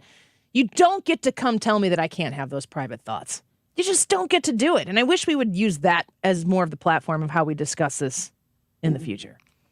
Yeah, we're getting to the point now where the level of microaggression that you have to find to try to find inequality in this society. I mean, you can do this is a society that you can basically do anything you want, and people still complain that it's because there's the guard at the front of all of the people doing everything one, daring you to say something. And if you don't have people in incredibly new and innovative ways pushing what the norms, the social norms are, if you don't have that, then that guard is standing there for nothing. The whole point is to break down what people think is normal, because when chaos exists, they make money off of it. Black Lives Matter is an industry, and it's actually not affecting in a positive way the lives that they say that they protect, but they're still making money off of it. Planned Parenthood? They kill babies. That's, I mean, the whole, like, the more the name expresses like a crusade, the less it helps the people who they suggest that they exist to help. And there's so much money involved in it. In Nashville, there was a TikToker who's cut in line. She cut in line. And she says that she gets to cut in line because she is beautiful and has 70,000 followers on TikTok. Okay. She's a self-described TikTok influencer and was recorded skipping a food and drink line at a popular Nashville event and was caught telling angry bystanders that she could skip the line because she is obnoxiously beautiful. According to one of these TikTokers, she missed when 3 women cut to almost the front of the line after people had been waiting for almost 40 minutes for food and drinks. A woman standing by this person in line took it upon herself to confront the 3 women. She went up and said something to them because it was rude, and everyone was talking about it. The girl who cut started videoing the lady who said something to them, and when the woman asked her to stop filming, she didn't, so the woman smacked her phone. I'm obnoxiously beautiful, and I have 70,000 followers on TikTok. Well, once again, I think what's happening here is that you guys are being very self-centered. You're viewing things just from your own point of view instead of others. I can attest to the fact that when you're incredibly attractive, there's a certain lifestyle that comes along with that you get very used to. You get very used to people just saying, here, you go ahead of me. Here, let me buy you things. And what? And when this happened to her, she was just living out her truth. And that happens. That's happened to a lot of us. But Ryan, as a member of that group that you're referring to, I mean, you put me in that group. That's fine. Are It's you up to suggesting Ryan is, or you are? Yes. It's a bunch of crap. There's a personal responsibility. You have to be aware that you don't fall into that trap. Allowing yourself to fall into that trap. It's like, well, people treat me great because I look great. I mean, it happens a lot. Of course it does. But that doesn't give you an excuse to then demand it. She wasn't demanding it. Oh, she absolutely was. She just happened to. She said, look, she stepped I get in. to do this because I'm obnoxiously beautiful. After being confronted, the influencer went back to her phone and started filming herself before turning to the woman who confronted her and said, I am obnoxiously beautiful, you ugly old B-word. Ooh. And then someone in the background said, bro, she has 70,000 followers on TikTok. After sticking her tongue out at the woman who confronted her, the woman and her two friends who cut in line started to leave the area with their drinks. Before they could get very far, the woman grabbed the leader's hair and pulled her to the ground. Armed with the 2 beers she cut the line for, the woman threw some of her drink at the crowd. Quote, she chases after the lady, but does nothing once she gets to her, and the lady just walks off. What's wrong with people? It's like we're having a conversation about the efficacy of the President of the United States. Meanwhile, in Nashville. Well, you have to understand, too, the ugly old bee is just living out her truth. So she felt offended. And since there is no absolute truth, all of them are right. You know how I keep saying, on this show when I refer to myself like as somebody who's younger in this industry, and I always say that I'm going to get to say I'm young until someone's going to warn me that One I'm of the not. reasons I get to stay on the show. I really hope that I don't find out I'm not young anymore by someone saying, I am obnoxiously beautiful, you ugly old. That's how it's going to go down. Well, Hannah will be here in the next segment. We'll see what she has to say. About me? I don't know. Oh, man. Give me a break. All right, let's take a break. We're going to be back with the results of the YouTube live chat poll. Your vote. We're waiting for it. Get on the Annie Frey YouTube channel. Share it with your friends. And let us know, what grade would you give the 2023 House GOP so far? 10 days in. Is it an A, a B/C, a D, or an F? Leave your comments. Hannah might pick yours when we come back. Don't go away. Sometimes I think what I need is a human intervention. You're listening to The Annie Frey Show on St. Louis's home for conservative talk. Follow Annie on Twitter at Annie Frey Show.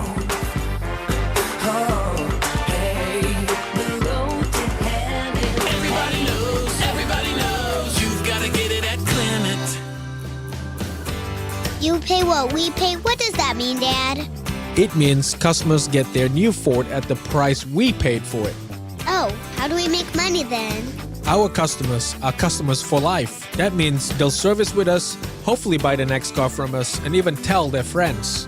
Got it. Sounds like common sense. Visit ClementFord.com. ClementAutoGroup.com. Let's talk about Air Comfort Service, aircomfortservice.com, and the insulation services that they're providing St. Louisans right now. Reach out to them to discuss the possibility that maybe the insulation in your home is incredibly lacking. I can tell when the air gets super cold outside. You can be in some different people's houses, especially ones that might be a lot older, that the draftiness, you can kind of feel that cold air if the wind's whipping outside. It seeps into the home, and it really works against your furnace, which is maybe working really hard and efficient. It's just fighting against the elements of that house. If your insulation services are lacking, then you've found the right people at Air Comfort Service. If you go to aircomfortservice.com/insulation, you'll learn about what they can do for your home, how they can help you increase your energy savings, provide better indoor air quality inside your house, and increase your comfort. Air Comfort Service offers the very best of services, the most amazing techs that are come to your house to make sure that everything is in great working order. 314-513-0091, 314-513-0091 for a free estimate online at aircomfortservice.com/insulation. insulation. Mark Cox here. Join me, Annie Frey, and Mark Reardon, along with Thomas Helbig and Bob Kershaw for the next Protecting Your Retirement educational event. It's Tuesday, January 24th at the Frontenac Hilton at 6:30. Seats are limited, so go online today at retirementkey.com. Here's Thomas with more. Are you nearing retirement or already retired and concerned about losing even more money this year in your retirement accounts? Did you know if you're 59 and a half or older, you can now roll over your 401k tax-free to protect your nest egg from any more losses and still generate more income than most investment options. Would you like to know why our clients have not lost a penny with all the market volatility this past year? You'll get all the answers and more. If you're 59 and a half or older, you don't want to miss this event. Join the official financial advisors of my show, Thomas Helbig and Bob Kershaw, Tuesday, January 24th at the Frontenac Hilton at 6:30. Go online at retirementkey.com. That's retirementkey.com. If you owe the IRS, you have a legal issue, and you need the Lance Drury Law Firm. We'll protect your rights. Log on at lancedrurylaw.com or call us toll-free at 888-367-6512. You're listening to the Annie Frey Show live from the Air Comfort Service Heating, Cooling, and Insulation Studio. Air Comfort Service offers insulation services. Did you know 9 out of 10 homes are under-insulated? Increase your energy savings and comfort with better insulation. For details, visit aircomfortservice.com. The Mark Reardon Show. Josh Crossour, who's now with Axios. Kevin McCarthy has always wanted to be speaker, and he wanted it so badly, he was willing to be embarrassed, really, on national TV. Weekdays from 3 to 6. St. Louis's home for conservative talk.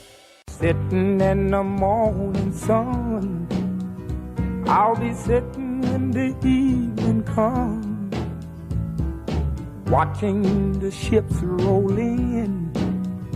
Then I watch them roll away again. Yeah. This is the Annie Frey Show. Watching the tide roll. Janet has just messaged the Annie Frey Show Instagram page, and I got some news for you guys. I really like your program. This is from Janet. I really like your program. However, listen to yourself. You stutter a lot. Slow down. Think before you speak. Also, your staff. The last line I want to know. Maybe there's more to that message. Also, your staff, comma, then nothing. So I'm a little concerned that Do I she stutter has a lot? I don't think so. Stutter? Is it a condition? Do I have a condition? I don't know. I'm trying to think before I speak more. Yeah, because if you have a condition, that's ableist. But you could be president. But she likes the show, so let's keep doing what we're doing. Except for the stuttering part. I don't know. We And can the keep staff. that. She ain't going anywhere now. We got I her. don't know that I stutter a lot, but this is maybe a double-edged sword. We are doing all of this live, so I don't have any of this planned out. In the sense that I don't come into the room and go, here is what I'm saying today. It's a natural conversation. I plan all my jokes, however. But We can tell. You don't. Well, I can't always tell when they're jokes. A touche. A touche.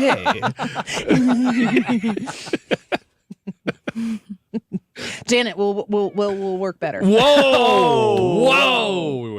Annie, Hannah. Hanny. The whole staff has to screw this up now. Also, your staff. Sucks. Anyway. Fill in the blank, YouTube Janet. poll, anybody? YouTube poll, yes, please. Okay, it's asking today, what grade do you give the 2023 House GOP so far?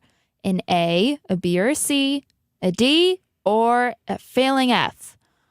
With over 149 votes, 56% of the people said they would give the 2023 House GOP a B or a C. 19% of the people said they would give the House GOP a D grade. 16% of the people said they would give them an A, and 9% of the people said they would give the 2023 House GOP an F. We have some comments here. Art from YouTube said, seeing as the first action the House GOP is taking to dissolve the House Ethics Committee, I have to give them a failing grade. And then he came back later and said, I'm honestly a little floored by how effective they've been. So I don't... I think that really second time he was that? talking about the Biden administration. Ryan, what grade did you give really? them? I gave them, as opposed to all the people who gave them a B or a C, I think that they're just afraid of commitment. Because I think what they're seeing they like, they're just afraid to say they like it. I give them an A. I think they've done a great job. Is that what you're shaking your head? I gave them an A. Okay. Then, yeah, I think they've done a great job. The only point of contention I would have is that it took, I would wish there would be a bigger majority of the 20. Those people who saw problems and said, we need to solve some of this. The rest of the Republicans were kind of willing to go along with it. But I do think that they've seen that the 20, especially the Chip Roy faction of the 20, had some good points, and they're making those changes, and they're all behind them now. I really believe that. Hannah, what was your grade? I'll give them a B or a C. I think they have, they said the first thing they would do would be to call action to the IRS agents, and they did it. So I applaud them for that, but there's still a lot of work that they need to do, and I will give them a B or a C. Annie, did you say because you're non-committal like Ryan suggested that you were? Non-committal? Just jump in with both feet. Okay. Right. Doesn't matter Sure. how Yep. hot or cold the water is, just jump in. Say, let's do this. Go with an F or go with an A. Consider who's giving you that advice. Yeah, no kidding. That couldn't sound farther than myself. I give him an A, and I have been staunchly not opposed to what took place last week. I don't know a lot of people who really loved it, who weren't super on one side or the other. And I just thought that the process, the outside of the status quo way of doing business is refreshing to see. I know that the Republican Party has a lot of different thoughts in the process, and had the red wave actually happened and they had 15 more seats in the House, we wouldn't have seen any of that. And there are groups of people in the Republican Party who wouldn't have been heard, and they were all heard, and it captivated at least the political news landscape for a week, and everybody was talking about Republicans and what they stand for. And the ones who want the Republicans to fail were talking about how embarrassing it was. So now we know who's who. Yeah, what a silver lining to the midterms to say that if they would have had a bigger majority, we might not have seen a lot of these rules changes. Well, and there was a big concern over the rules changes, and when they voted on the rules packages, that there'd be a big fight over that, and there really wasn't. Wasn't there only 2 House members that either voted present or no? I haven't seen much dissent, so that wouldn't surprise me. I didn't see the final numbers, but yeah, there hasn't been as nearly the fireworks that there were last week over the things for this week. More comments? Yep, we have more comments. Al Johnson from YouTube says that he wouldn't give them an F because you can't take the whole class down because of the class clowns. Gave them a C for a participation award. I give him an A for concise. Chris F. from YouTube says that he would give them a D. He doesn't understand what they've done yet. Joe said, I voted a B or C because I didn't know what to do. I just went Super honest. right in the middle. That's what you do. Just get with the pack. Wednesday, we're going to talk about the Biden classified documents and whether or not they are the big deal that the Mar-a-Lago documents were. We're going to speak about that with Rory Murdoch. So final tally on the votes was a pretty resounding B/C, right? Yep, 55% said B or C. That ain't bad. You and I are on the same page somehow. Oh, gosh. We both said A. I changed my vote. That calls for us. I didn't buy a lotto ticket because of you. You can still do it. Well, then I won't. You're not going to be rich? Maybe I will. Yeah, Brad texted last night. He's like, when is this? I forgot to buy one. I'm like, you still have a day. So, yeah, we will talk lottery tomorrow. If one of us isn't here tomorrow, well, you know the thing. You will see who won it big, hit it big. Like I said, I wait for the news story to come out that says, winning lottery tickets sold in Southern Illinois. And I'm going to go, oh, that was us. It wasn't us. I'll see you guys tomorrow. The Mark Reardon Show coming up next.